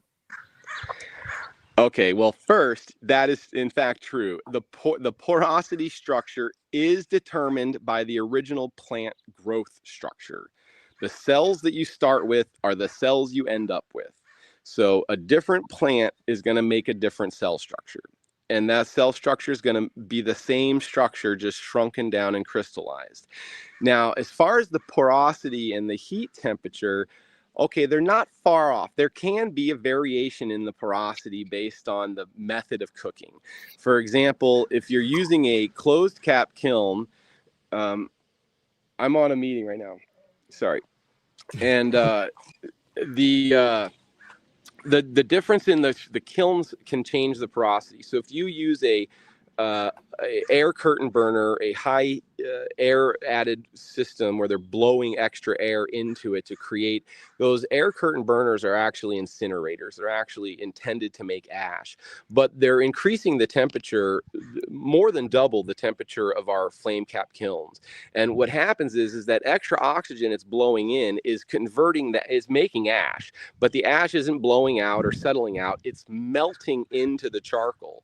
And so the charcoal porosity can change based on the temperature of the kiln. If it's super, super hot, it's literally melting it. It's melting the structure. And if you pull it out and look at it, it looks like ceramics. It's got a glazed, shiny sheen on it. It does not look like the original cell structure you put in there because it's changing. It's melting. And if you're using a lower temperature kiln where it's like 800 degrees and less, then the problem is you're not actually burning all the volatile oils. And there have been studies where they go put this low temperature charcoal out onto an orchard with leaf litter on the ground, and they just topically applied it, and it immediately caught fire to all of the leaves because there's still volatile oils in a low temperature burn charcoal. Then those volatile oils can ignite the leaf structure underneath the orchard. So the flame cap kiln, from my experience and from studies, have shown to be the highest quality charcoal you can make. And so the porosity, though, is limited to the plant you started with. If you're using a willow plant, it's much more porous. It's intended to move water up through the veins, where that oak wood is super hard and dense, grows really slow, and is going to make a much denser porosity. But the pores can change by the temperature as well. But so they're both true. Okay, well that explains it really well, actually. Good. Next one, can you buy charcoal in a bag made from hardwood, and if you don't have a place to have a fire? Okay, well, buying charcoal in a bag, if it says charcoal, I would assume it's cooking charcoal, which means it probably has volatile oils in it. So you can't just buy any bag of charcoal and believe you're putting something good in your garden. If you're putting a charcoal briquette or charcoal that was intended for cooking, it likely has volatile oils in it. And if it has oils in it, it resists water and resists biology, and it's not what you're aiming for. If you're actually buying a bag of biochar, you're believing that whoever made that is made it under the conditions that it will now absorb water. And you can there's a field test you can do when you make your own charcoal, and you could presumably do it with the bag that you purchased. If you take the charcoal in your hand and you crush it in your hands are going to be black instantly, right? You got this black charcoal all over your hands. Now, if you can run your hands under water and just rub your hands together and all that charcoal leaves, or if you don't have water and you're willing to rub it on your pants, you just rub it on your pant leg. And if the charcoal comes off onto your pants, now your hand is clean. That's good charcoal. That's good biochar because there's no oils in it. And the only place it's staying on your hand is in the crevices where you have your own oil on your skin that's holding it there. But the majority of it will wipe off your hand. If it doesn't wipe off your hand, if you're just smearing it, it has oils in it. You need soap now to wash your hands. If you need soap to wash that charcoal off your hand, it's charcoal, not biochar, because it has the oils in it that require the soap to remove it. So that would be a field test. Now, it's not so common that I've seen just bags of charcoal. What I have seen are products of soil blends that incorporate biochar into the soil blend. But to be clear, my understanding is they are doing it at the cheapest method possible. They're just adding a 5 or 10% raw charcoal into that bag of soil. So it's not truly enriched charcoal. It's becoming enriched by being in that bag. When we talk about enriching it, we are talking about soaking it through and through, getting it to suck the nutrients into it. But when you mix raw, dry char with a dry soil blend, it's still fairly raw, but it's headed towards enrichment. I don't know a lot of people that sell, I'm sure you can find some bags of charcoal, and you can buy a bag of biochar and add it into your garden if you don't have a condition with which to make your own and burn. But if you are gardening, you have a garden bed, you have a soil spot, you have plant stalks, you could be making it right there in your garden. You don't need a 6-foot deep pit. You can do it with a 1 or 2 foot deep pit and do it right there in your garden and just burn your corn stalks right on site, quench it right on site, and then enrich it right on site. Don't urinate on red hot coals. We have done this enough times. That makes nitrous oxide, and it rises straight up into the face of the person peeing. So it's really not recommended. Though I did say pee on your charcoal. So that's encouraging you to pee on black charcoal, not red hot coals, just to be clear. Yeah. Quench with water. Okay, and that's not the norm. Is people are going to use like an extract or a tea, or like what Kenneth does, which is the insect brass, etc. Right, it's right. Getting the biology started, but we're gonna go on to the next question. I love how we'll keep sell going you a bag and of covering. charcoal if they're in California. I'll bag up a bag and sell it to you. So you guys can reach out to us. And we've started a business called On-Site Biochar Services, which both will show up to your site and make your fire fuels reduction into biochar for you. Or if these are the two questions we have: is will you come burn our fuels? And the other question is I don't have any fuels to burn. Can I just buy some charcoal? So we created a business which is separate from our nonprofit, which is the purpose of selling the service to make you biochar with your materials, or to sell you the bag of charcoal if that's all you wanted. And we take it from properties that they don't want the charcoal, they just want the fuels reduction. And so we can connect somebody with charcoal. Can people access that link off of your website? I will make sure I get it put on there. Our business is onsitebiochar.com. So I've just started that website, so I probably never linked it to our coalition yet because I was still developing it. But it's got a base page right now, so I will make a link on our website for it.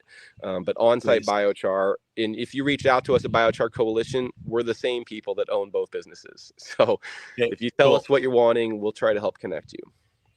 And if you're wanting semi-truckloads of charcoal, we'll recommend a source. Okay, cool.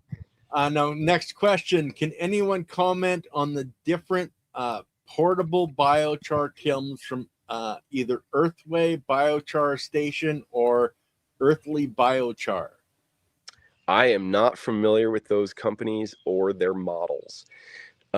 There are, so I can't specifically refer to them. The various models that I'm aware of is what we recommend is the flame cap kiln methodology and technology. The primary marketable one that's available internationally is the Ring of Fire. That's designed by Kelpie Wilson, so that's still a favorite.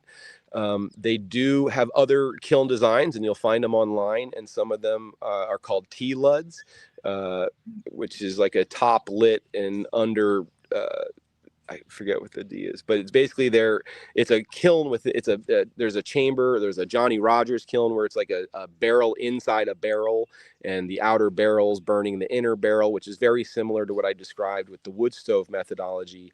But the advantages of those size kilns, like it's like a 35-gallon drum and a 55-gallon drum. The real advantage to that is you can fill it up with biomass, ignite it, put the lid on, and walk away, and you're done. You don't have to come back to it. You don't have to tend to it. It will put itself out. It air quenches, and then it will go cold and dry, and it'll be a dry charcoal at the end. So I still prefer the wet quench because of, like I described earlier, the how it activates it with the lye solution rinsing it.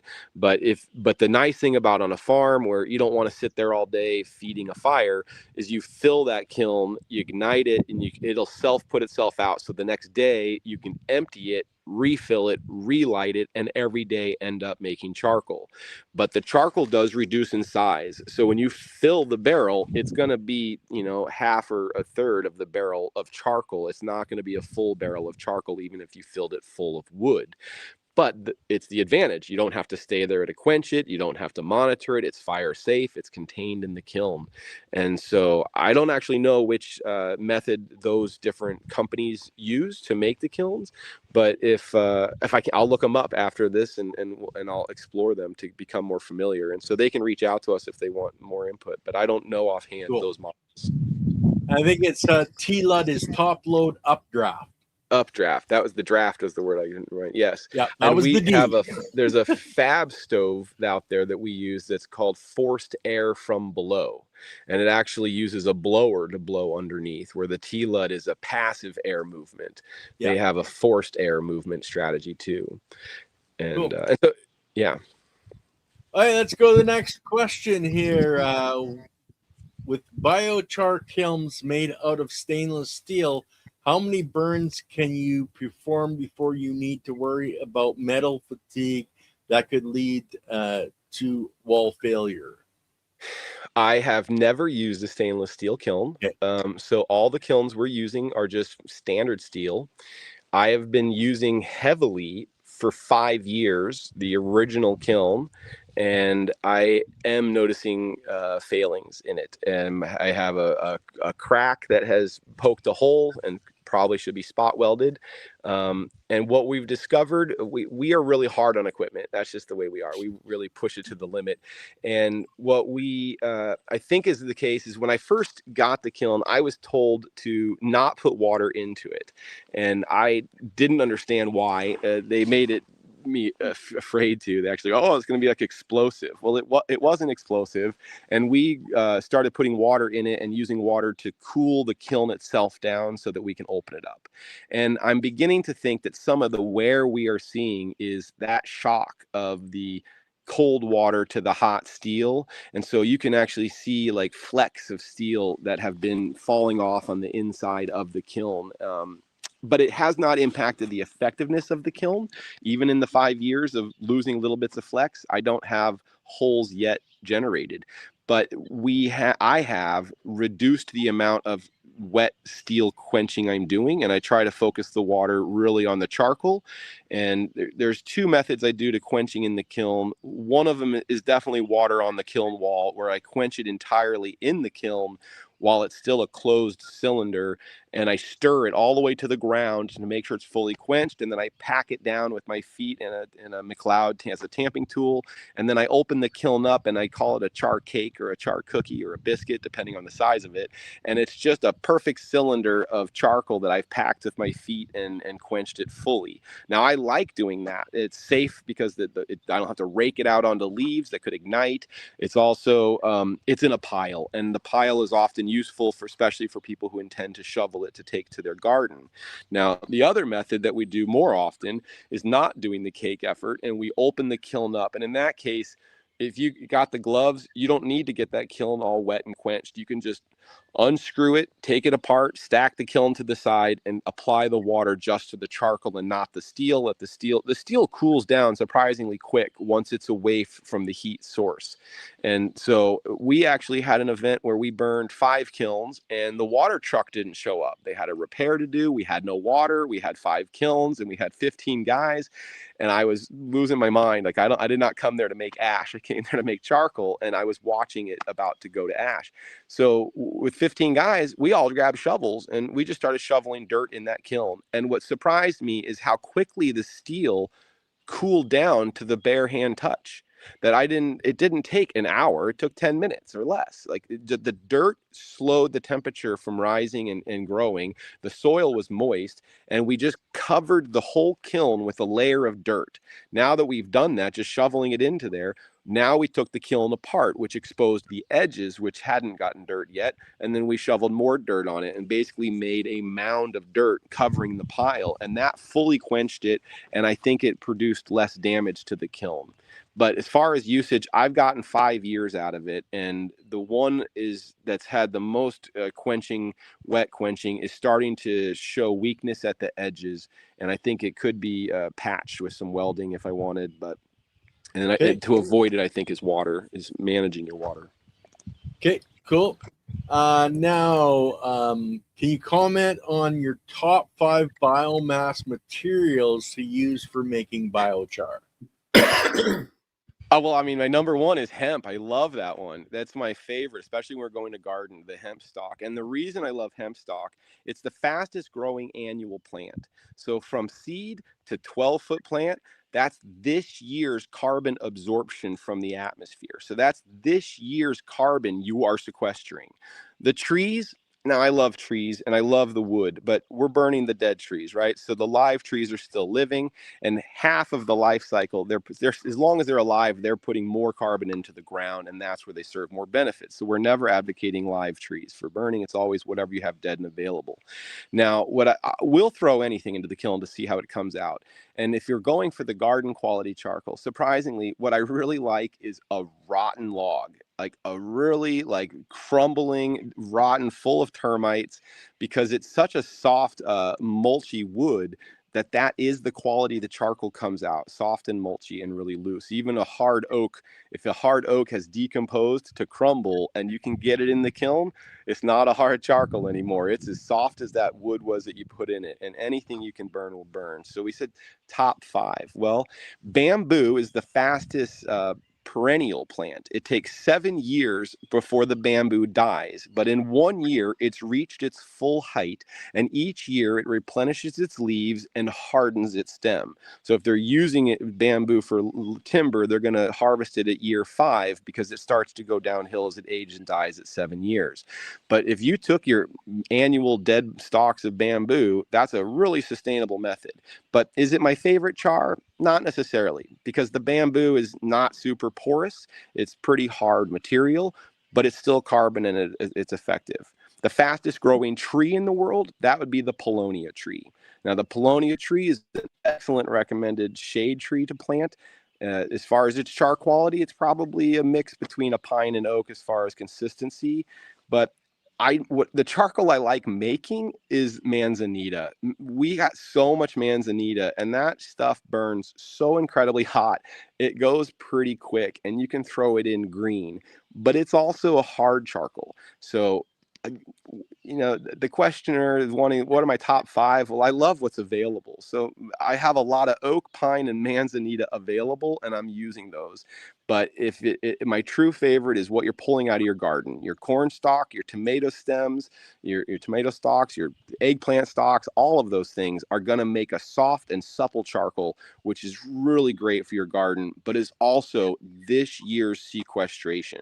So we could be using the hemp as a remediation method. If you have a toxic or polluted landscape, if you thickly grew the hemp over that landscape, the toxins are going to absorb into that hemp stalk. But when you convert that hemp stalk to charcoal, all those toxins are locked in the charcoal and they stay in the charcoal. The charcoal can still be used as a filter. It's going to hold on to the heavy metals and such, but it's porous. It still has room to hold nutrients and absorb even more toxins that might be in the environment. And so so that's one of my favorite. I think it's hemp. Number one is what I'm going to say is the hemp char. Go with it. Leighton, you're just sitting there in shock, man. No, I'm just letting this guy roll, man. And again, we're 13 questions and we've got 30 minutes left, or not even. So I want to make sure the audience, gets the opportunity to hear his answers. So and I've got 51 comments, guys. I'm not even looking at the comments and looking for questions. We're gonna see if we can get through what we've got here. And I'm happy to come back. Okay, good. Can you go into more detail about making biochar in a trench in the ground? Okay, so a trench is just a elongated pit. A pit. When I make a pit, I make it in a circle, and my method is I use the shovel as a measurement tool. So when I dig my first shovel load, that's the center of my hole. I then use the length of the shovel to make my circle. So I go in the 4 directions with the first 4 scoops, and I make 4 piles of dirt. Then the next 4 scoops, I go in between those piles. And if you connect the dot of your 8 piles, you have a circle. So then each shovel I take is going in that circle, and I dig straight down in the center. And then by the time I get to my 5-foot depth, I have not a perfect cone, but I have a very nice circle that I'm building up. And so I'm going to add 2 feet above ground and only dig 3 feet in the ground to get a 5-foot pit. And so I like to dig a circle. And then once I get down to the center at the 5-foot depth, then I start shaping it from the inside of my circle of dirt, and I shape it like a cone shape. It doesn't matter if it's a bowl shape, but dig it in the ground. When I hear a trench, I think it's elongated. I also think they probably wanted to use their tractor to dig it. It is perfectly fine to use a tractor to dig a trench. It does not need to be round. It can be square. It can be rectangle. Now, I've seen bamboo kilns that were literally propane tanks that were along 2 propane tanks together. That was really one long cylinder, and that was the length of the bamboo, so they could just lay a whole bamboo into that kiln. So your biomass might determine the size of your kiln. The ring of fire is adjustable in size, which is great because if you got really long material, put 2 kilns together, make it a bigger circle, you don't have to cut those pieces, throw them in whole. If it's a smaller kiln, you can burn it in half by hanging it over. Anything hanging over the edge of the kiln doesn't actually combust. Now, to stay into the pit, though, the pit is much hotter because it's below ground and you are above ground. So the heat rises and you're in that risen experience. So you'll learn quickly which way is the wind blowing, and you should be feeding the kiln from upwind, not downwind, because that's the direction the heat is moving. As far as the effectiveness of a pit or a trench, the key thing to understand is you can fill it full and ignite it. Perfectly acceptable. You can treat it like a pile burn, fill it once, light it once, quench it when it's done. But the real advantage of the pit is that you get to keep adding wood to it. The real trick is adding wood too soon. If you add wood too soon, you're essentially smothering the bottom of that pile. And then when you go to dig in at the end of the day, you're going to find incomplete wood at the bottom. So what's really key with a pit or a trench is to make sure your original ignition has completely combusted all the way to the ground. I have literally seen when you get to the bottom, like they posted it on FlameWise kilns, they had a newspaper that they used for ignition in the kiln. And a piece of newspaper was found at quenching time at the bottom of the kiln, unburned. It had the color print. It was legible. It was a piece of newspaper, and it was sitting at the surface on the soil, and it did not combust because the fuel kept being added above. The flame is rising, but the bottom can't get any oxygen, so the combustion doesn't take place at the bottom, and you're basically smothering the stuff at the bottom. That's how I got that incomplete log in my pile, because it didn't completely combust. So the key to making the pit effective, if your intention is to continue to add wood to it, is make sure you have it completely combusted down to the bottom before you start adding. At which point, you can pretty much add as fast as you can add, it's going to combust. If you have a longer trench, you might add on one side and then the other, and you'll watch the flame grow from one side to the other. The flame will take off where the sticks are, and then you throw new sticks in. The flame will migrate over to those sticks, and then you put it back on this side, and you just feed it from one side to the other. And the key is to try to keep a flame over the entire cap the entire time. If you only feed it to one side, or if the wind is consistently blowing one direction, you might notice one side of the kiln is just not combusting because it's not able to get any of the oxygen because the flame on the other side is consuming all the oxygen. And so really just learn to watch your fire. Make sure you have flame and it's not going gray. If it's going gray, put some sticks on top of that gray area. That will combine, it could cause the flame to come back. And as long as there's flame there, you'll literally see the gray stops forming. The charcoal will look red or black because of the heat, but it won't go gray. And so ignition at the beginning is key to get it all the way combusted to the bottom before you add more. And then add more until you're worn out or ran out of biomass. And in almost every circumstance, you have 30 minutes to an hour after you added the last bits of wood that you just don't do anything. You just wait. That's when you're taking your snack break, your smoke break, your drink break. Take it easy. Make sure you don't exhaust yourself in this job. Most people are done at that point in the day, but I plead with you, don't be done. Go back and quench it. You just need to take a break so that the rest of the flame can finish burning.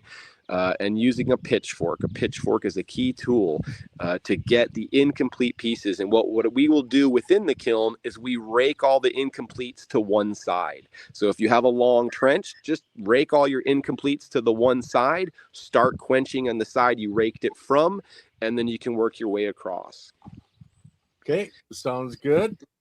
And you guys don't have to go with a 5-foot one. You can go with, down a lot smaller. Yeah, you can go with a 2-foot or 1-foot shallow pit. It really is about your volume of biomass. It's going to shrink to 20% its size. So consider that. Okay, cool. Next one. What is the recommended temperature for the most optimal biochar? I believe that the correct answer is 1200 degrees. And that's what we get at peak flame. And then after 1200 degrees, having it simmer, 600-800 degrees is great because you're allowing any continual volatiles to burn. But we have not always used thermometers in this. We've only recently had Sierra Streams Institute brought some thermal testers, and we were able to see what temperature our kilns were. And I think it peaked out at 2200 degrees at highest flame, and it averaged at high flame of 1200 degrees, and the charcoal sat at around 600 degrees. And that to me we're making some of the best charcoal, and the studies out there are showing that's the case. So I think you want it to have reached 1200 degrees for the ideal quality charcoal. Okay, cool.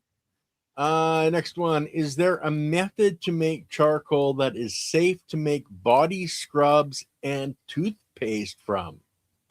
What we're making is perfectly fine for that. It's any of our charcoal's fine as long as it's complete charcoal. Don't use that incomplete chunky piece. Throw that out to the side, add it to your next fire. If you're going to go for your toothpaste, I would probably avoid your hardwood oak, and I would go to your hemp and corn charcoal, corn stalks. Getting a nice soft and supple charcoal will be a little bit more comfortable for mixing it into a toothpaste formula. But what's really great about using it for toothpaste, you can use it raw and directly as an aggressive. It has this aggression to scrub the aggregate to scrub it off, but it also has the absorption capacity, so it actually does absorb that nutrient and toxin that's in your mouth, and it's safe to swallow. tallow or spit, it doesn't matter. But the charcoal we're making is perfectly fine for those cases, for body scrubs and toothpaste. But I think what you will notice is that the type of wood you use will change the texture of what you're ending up using. And you may want something more coarse for your body scrub than for your toothpaste. So I would experiment with it. I would try a couple different materials of charcoal, and we make mixed wood. So we are just throwing whatever's in the forest into our charcoal. So it's not always I can identify it so easily, but usually you can tell because the charcoal holds its shape. So you can see by the shape of the stem what was that stem you threw in there. But if you're going to make it for specific use for your body scrub or your toothpaste, I would make a specific batch of one type of charcoal and give it a go. Another method for making charcoal is like a paint can. You can, or a Dutch oven, a cast iron Dutch oven. You can pack it with some, materials. So, and then stick that into a fire. So you can have that paint can with one little hole in it so that it lets out the steam. Or it's similar to the can in the cooking stove. But by having whatever's inside that can is the only thing in that can. And then you can throw it into our existing burn. But now I know when I pull that can out, only that kind of charcoal's in there. So if you're going to use charcoal for making, say, drawing for kids, like I recommend kids using charcoal for drawing. You can make your own. You can use grapevine or willow stem. You cut the stem so that they're all about the same length and same size, the dimensions you would like to hold for your charcoal, and then put them in a can and put the can in the fire. Now they're going to not break as readily because they're not having other charcoal falling on top of it and crushing it as it goes. And you'll open that can up and you'll have perfect sticks of charcoal for drawing with, and you can make your own drawing charcoal. But I might consider using that kind of method so that you can make a specific hemp batch of char or corn stalk of char for making your toothpaste. Cool. Now, guys, I wanted to mention, it was the last question, but you're using the stalks and the stems, but take those leaves and put that in your compost, so you're getting the organic material to put out on your gardens as well. Now, I agree. A lot of those leaves can often in a fire end up lifting up and blowing and becoming ash in the air. The leaves, although technically, yes, you can make leaf charcoal, I agree with you. It is more valuable to add something to your compost that's in that woody green material. Now, next one. Can you use the biochar can we use the biochar for our carbon filters? It says from our carbon filters. Yeah, but I think he misspelled it. I think he's okay. Yeah. Absolutely. I actually also have a saltwater fish tank that I manage, and I am making my own carbon filter for that tank. So I am using the charcoal straight out of the field to be a water filtration system for a fish tank. So you can use this for your charcoal filter system, whether it's an air filter or a water filter. That's exactly what this is for. This is the highest quality charcoal available. That's what we're making, is high quality activated carbon, which is what charcoals are, which filters are made from. And I think the biggest question is, in my cannabis stinks, can I use it, to get rid of the odor from my house? Absolutely. And if anything, that's where the charcoal, that the plant you use might matter, because if it's an air filter, if it's too fine of a charcoal, you risk the airborne effect. You don't want to blow charcoal dust into the atmosphere because you don't want to breathe that. So you want something that's solid enough it's not going to turn to flour in the fan blowing the air through it. But as far as like the charcoal itself, the carbon, it's going to have the same benefit. Any charcoal you use, you just want to make sure that your filter sock is able to keep it in the filter alignment and not being blown out into the air, because the biggest risk is inhaling this. When we make charcoal, not only do we have a risk of that particle going in our lungs, but it's drifting off into the neighborhood, and that black molecule of carbon that's floating as a cloud away from our making of it, it lingers in the human breathing range for up to a week before gravity can bring it to the ground. So it's not just us at the fire breathing it. It's all the neighbors downwind from us that could risk breathing it. If it's because heavy enough it stays in the breathing zone of our humanity. So it's when we are making charcoal, we try to keep a mist of water going, because a molecule of water is all it takes to give it gravity to pull it down to the ground. So it doesn't mean it will linger for a week. It can linger for a week, because within one day, the morning dew could very well have caught that moisture and brought it to the ground. So if you have a dew happening, you probably don't have a charcoal lingering for a week. But if it's midsummer and it's dry and it's hot and there's no moisture in the air, it's going to linger there. So we don't want to have charcoal in the air to breathe, but it's perfectly fine to have it in the air flow system of a filter, so long as your filter fabric is keeping any particles from becoming airborne to breathe. And it's something you see. It is black. It is not like carbon dioxide, which is invisible. It is black carbon that we're concerned about. Cool. And that's very good safety advice. Now, the misting, are you just using a hose and Yep, spraying absolutely. water once in a while? If you spray a high volume stream of water, you will most likely get a cloud of black soot, charcoal flying out of it. But if you use a mist of water, the whole area you're misting starts cooling down. And if ever, we're just using garden hose pressure, and we've done low flow quenches with 5-gallon buckets and trickle flow. I mean, there's a lot of techniques, but when we have low flow, we're stirring slow. We're not trying to get that airborne. We're stirring where we're spraying the water, because it's really key. And if you look at any photos of Ken or I online, our faces are black at the end of the day. That's because our face is covered in sweat and oil, and it's sticking to our sweat and oil. But that means we were standing in a cloud of black. And when we see that cloud, we hold our breath.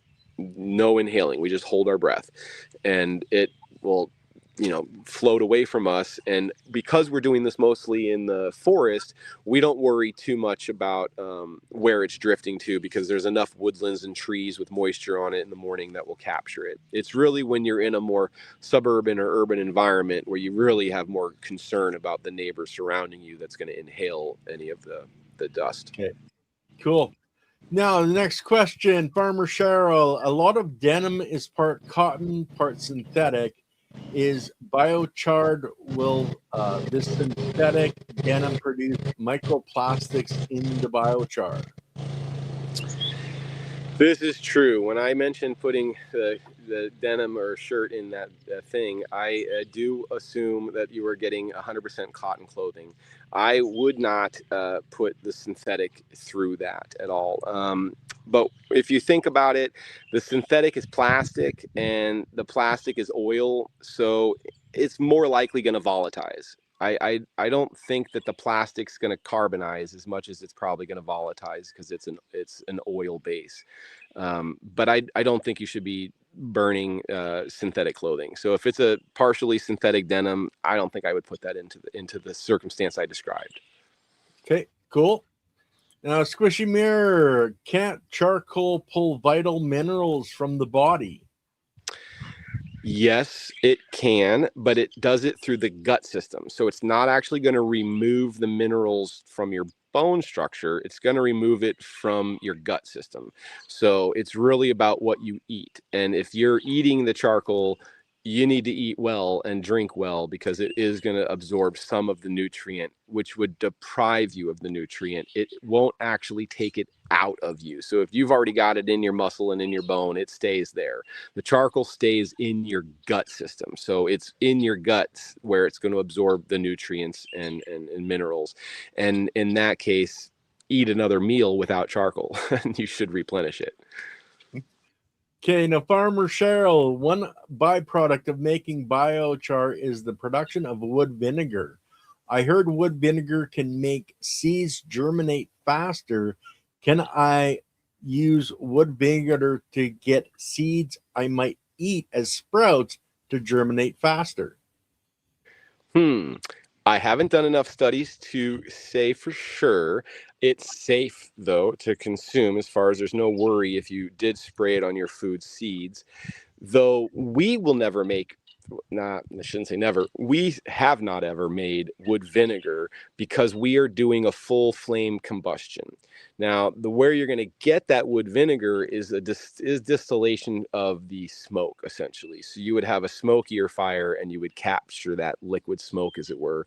And that can, as what I've seen is they use like a stovepipe that's over the burn circumstance that channels all of that exhaust to a tube horizontally that's cooling down away from the fire, and then will condensate and drip, and then they have a container at the drip point to capture that vinegar. So making a wood vinegar generally is going to require a closed kiln system, which isn't what I operate with. So I am accepting the loss of wood vinegar in my production because I'm higher prioritized in the carbon sequestration aspect of stabilizing the carbon for our soil, and I relinquish the values of wood vinegar and don't actually collect any, and because of that I don't have a lot of experience with it. Now, I have been given a bottle of it and I haven't really used it, but I have also read about it, and I totally understand the benefits that are great. And I think if it, as far as whether it's faster or not, I can't speak from experience on that. I've read people's claims and studies that are suggesting it. So if you have access to wood vinegar or you buy a bottle, it's generally a bamboo wood vinegar that's available on the market, but it's certainly safe to try and experiment with. And you should do a side-by-side test to see whether it actually does it faster or not for you. But it does have benefits that you'll need to read more online, because I haven't gotten the experience behind my back, because I'm not actually able to collect and harvest the wood vinegar in our open flame cap kiln methodology. Okay, cool. And I've seen lots of people, they're not only collecting the wood vinegar, they're collecting the tar, the oils, they're running generators from it. There's a lot of things you can do using the burning material for a lot of different reasons. But well, and we're in the middle of designing a generator component to our flame cap kiln method, which I'll take a moment to describe, which is actually a hang over the side of the kiln model. And what it actually consists of is a steam engine. So there's pipes that will hang into the kiln, and the pipes have water, and the water generates steam, and the steam comes out the directional flow of the pipe because you have a check valve on it.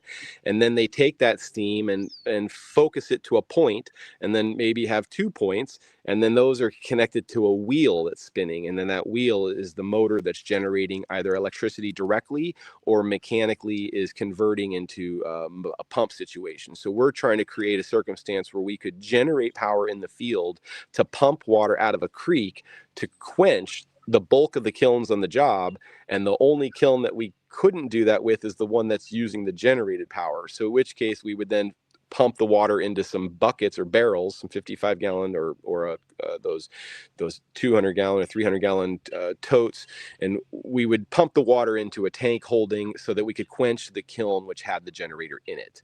Cool. So we are trying to incorporate a power generation into our system, but our system is not capturing any of the wood vinegars and smokes, but absolutely it could. If you look at some of the smaller kiln models, the T-Lud designs, the barrel size, or even an earthen kiln that you make, if you're making a closed kind of a kiln system, it is much easier to capture the tar and capture the smoke. And interesting fact, if we're talking about people collecting tar, asphalt is literally biochar mixed with tar. It's the char and tar reblended. That is asphalt. You could be using this to repair roads. Our roads could be a sustainable carbon sink if we just simply did more closed kiln tar capture and then recombine it with the charcoal. Okay, I got to talk to you more about that, because I'd love to do that my whole driveway, make life a lot easier. Absolutely. Okay, next question. Does Leighton or Tabor have any recommendations on using biochar with bokashi balls to help clean up waterways? Yeah, absolutely. Biochar is a wonderful bioremediation product. I mean, you talked about it earlier, putting it in socks or bags and then soaking it in your pond to pull out extra nitrogen or whatever you want. It's a brilliant combination. If they're familiar with bokashi, they're on so many of the right paths already. and that bokashi is your life, whereas the biochar is dead. There's nothing in biochar that's alive. The bokashi is which got your life to it. So combining them together is an excellent strategy. And I think when he says the balls, I think of Fukuoka's One Straw Revolution, where he was using seed balls to distribute seeds across the land. It was mixing that clay with the seed so that you had beads that you could toss across the landscape, and each bead has a seed that's protected from the birds. And when the water comes, the clay crumbles and the seed sprouts, and now you have soil on top of that seed because it's in that ball. So the biochar could very easily be mixed with the bokashi to do the same type of a thing. And as far as the the watershed restoration, absolutely, charcoal in that experience is exactly what you need. The bokashi is adding life where the biochar is absorbing nutrient and toxins.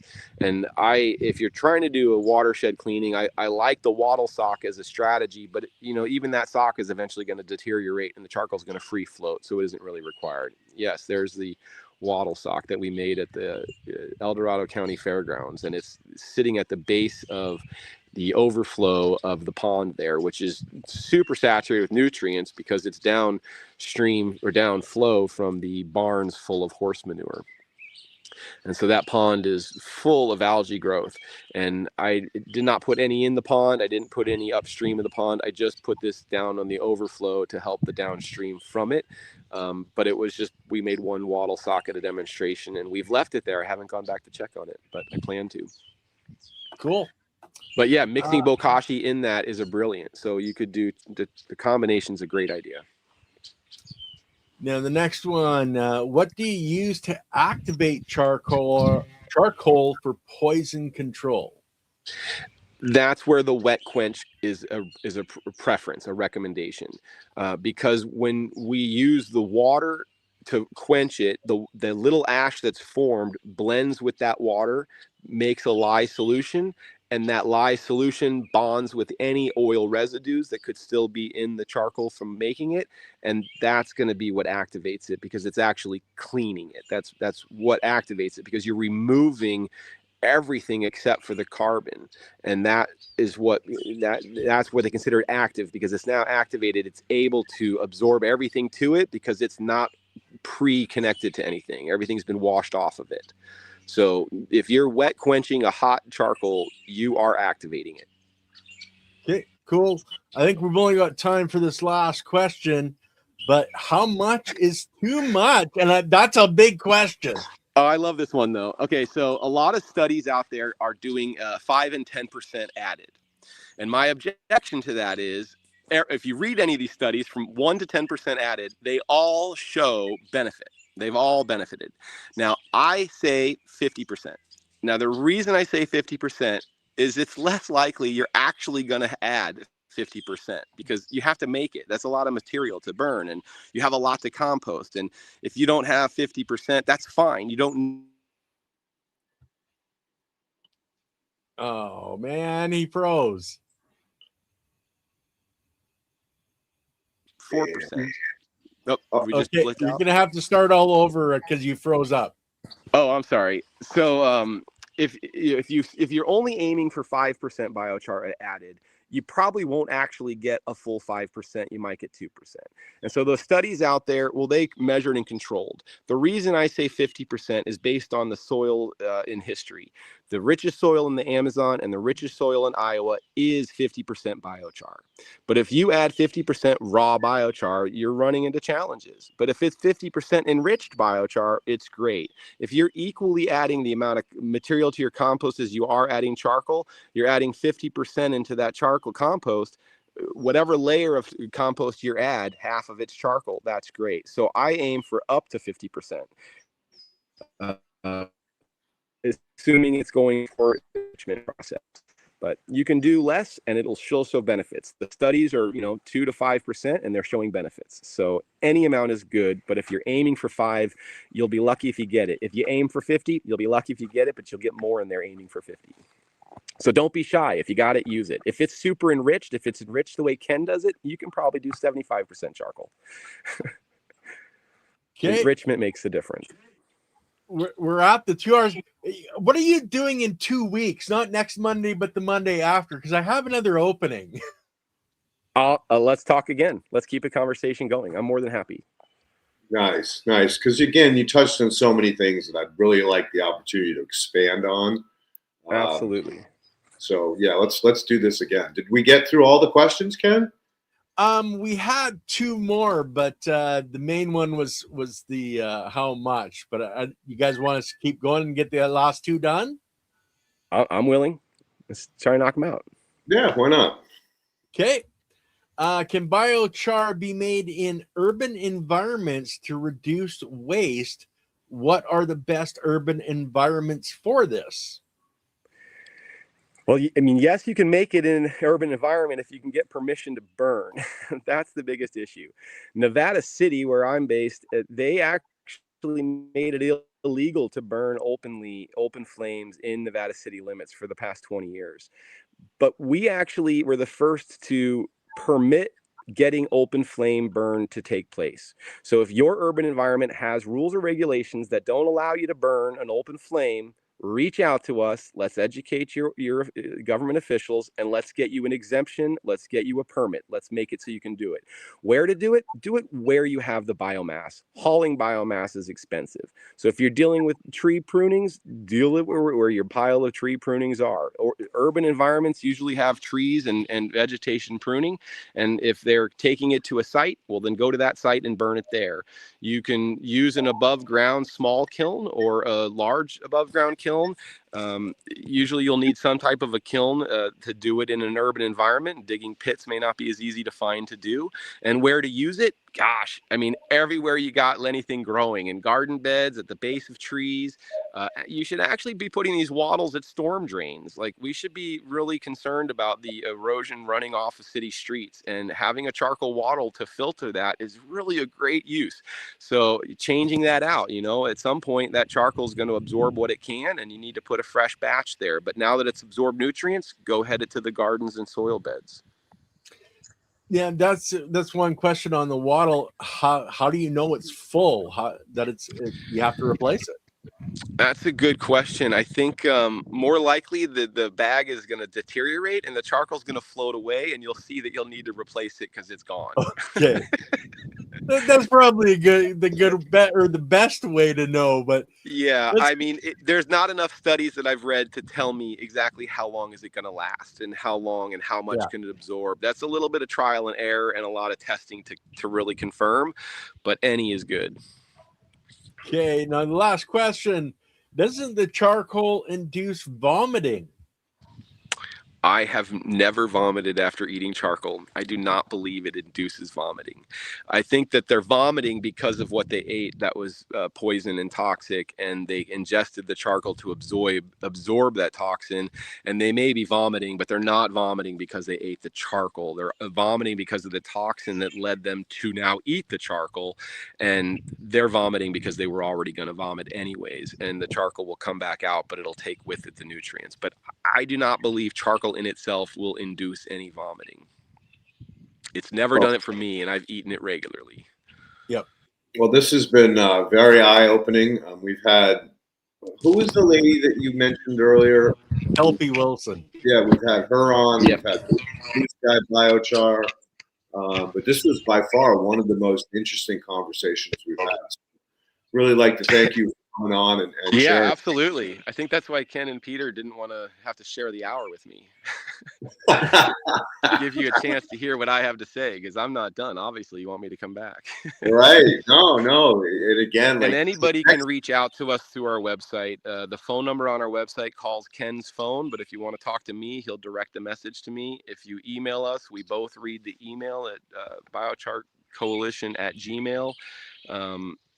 So reach out to us. We're happy to talk to individuals, groups, organizations, governments. We've talked to all of them, and we want to continue. Tribes, natives, we've been spreading this as far as we can. I mean, I've literally had Zoom meetings, 2-hour Zoom meetings, that a couple of them in Uganda. So they are now actively making biochar daily in Uganda and spreading it to community gardens. They're teaching the women that are responsible for the children's school gardens how to make it, because feeding the children is what's important to them. So they're spreading this across. So anybody can do this. Just talking about it's the start, but then actively doing it is the next part. Awesome. Cool. Well, thank you for the time, my friend. I look forward to 2 weeks from now. And Absolutely. I'll mark my calendar. Yeah, Appreciate please do. And Ken, as always, thank you for all the behind the scenes work that you do to make this happen every week. Big ups. And I got 2 pups looking at me, so I got to bounce.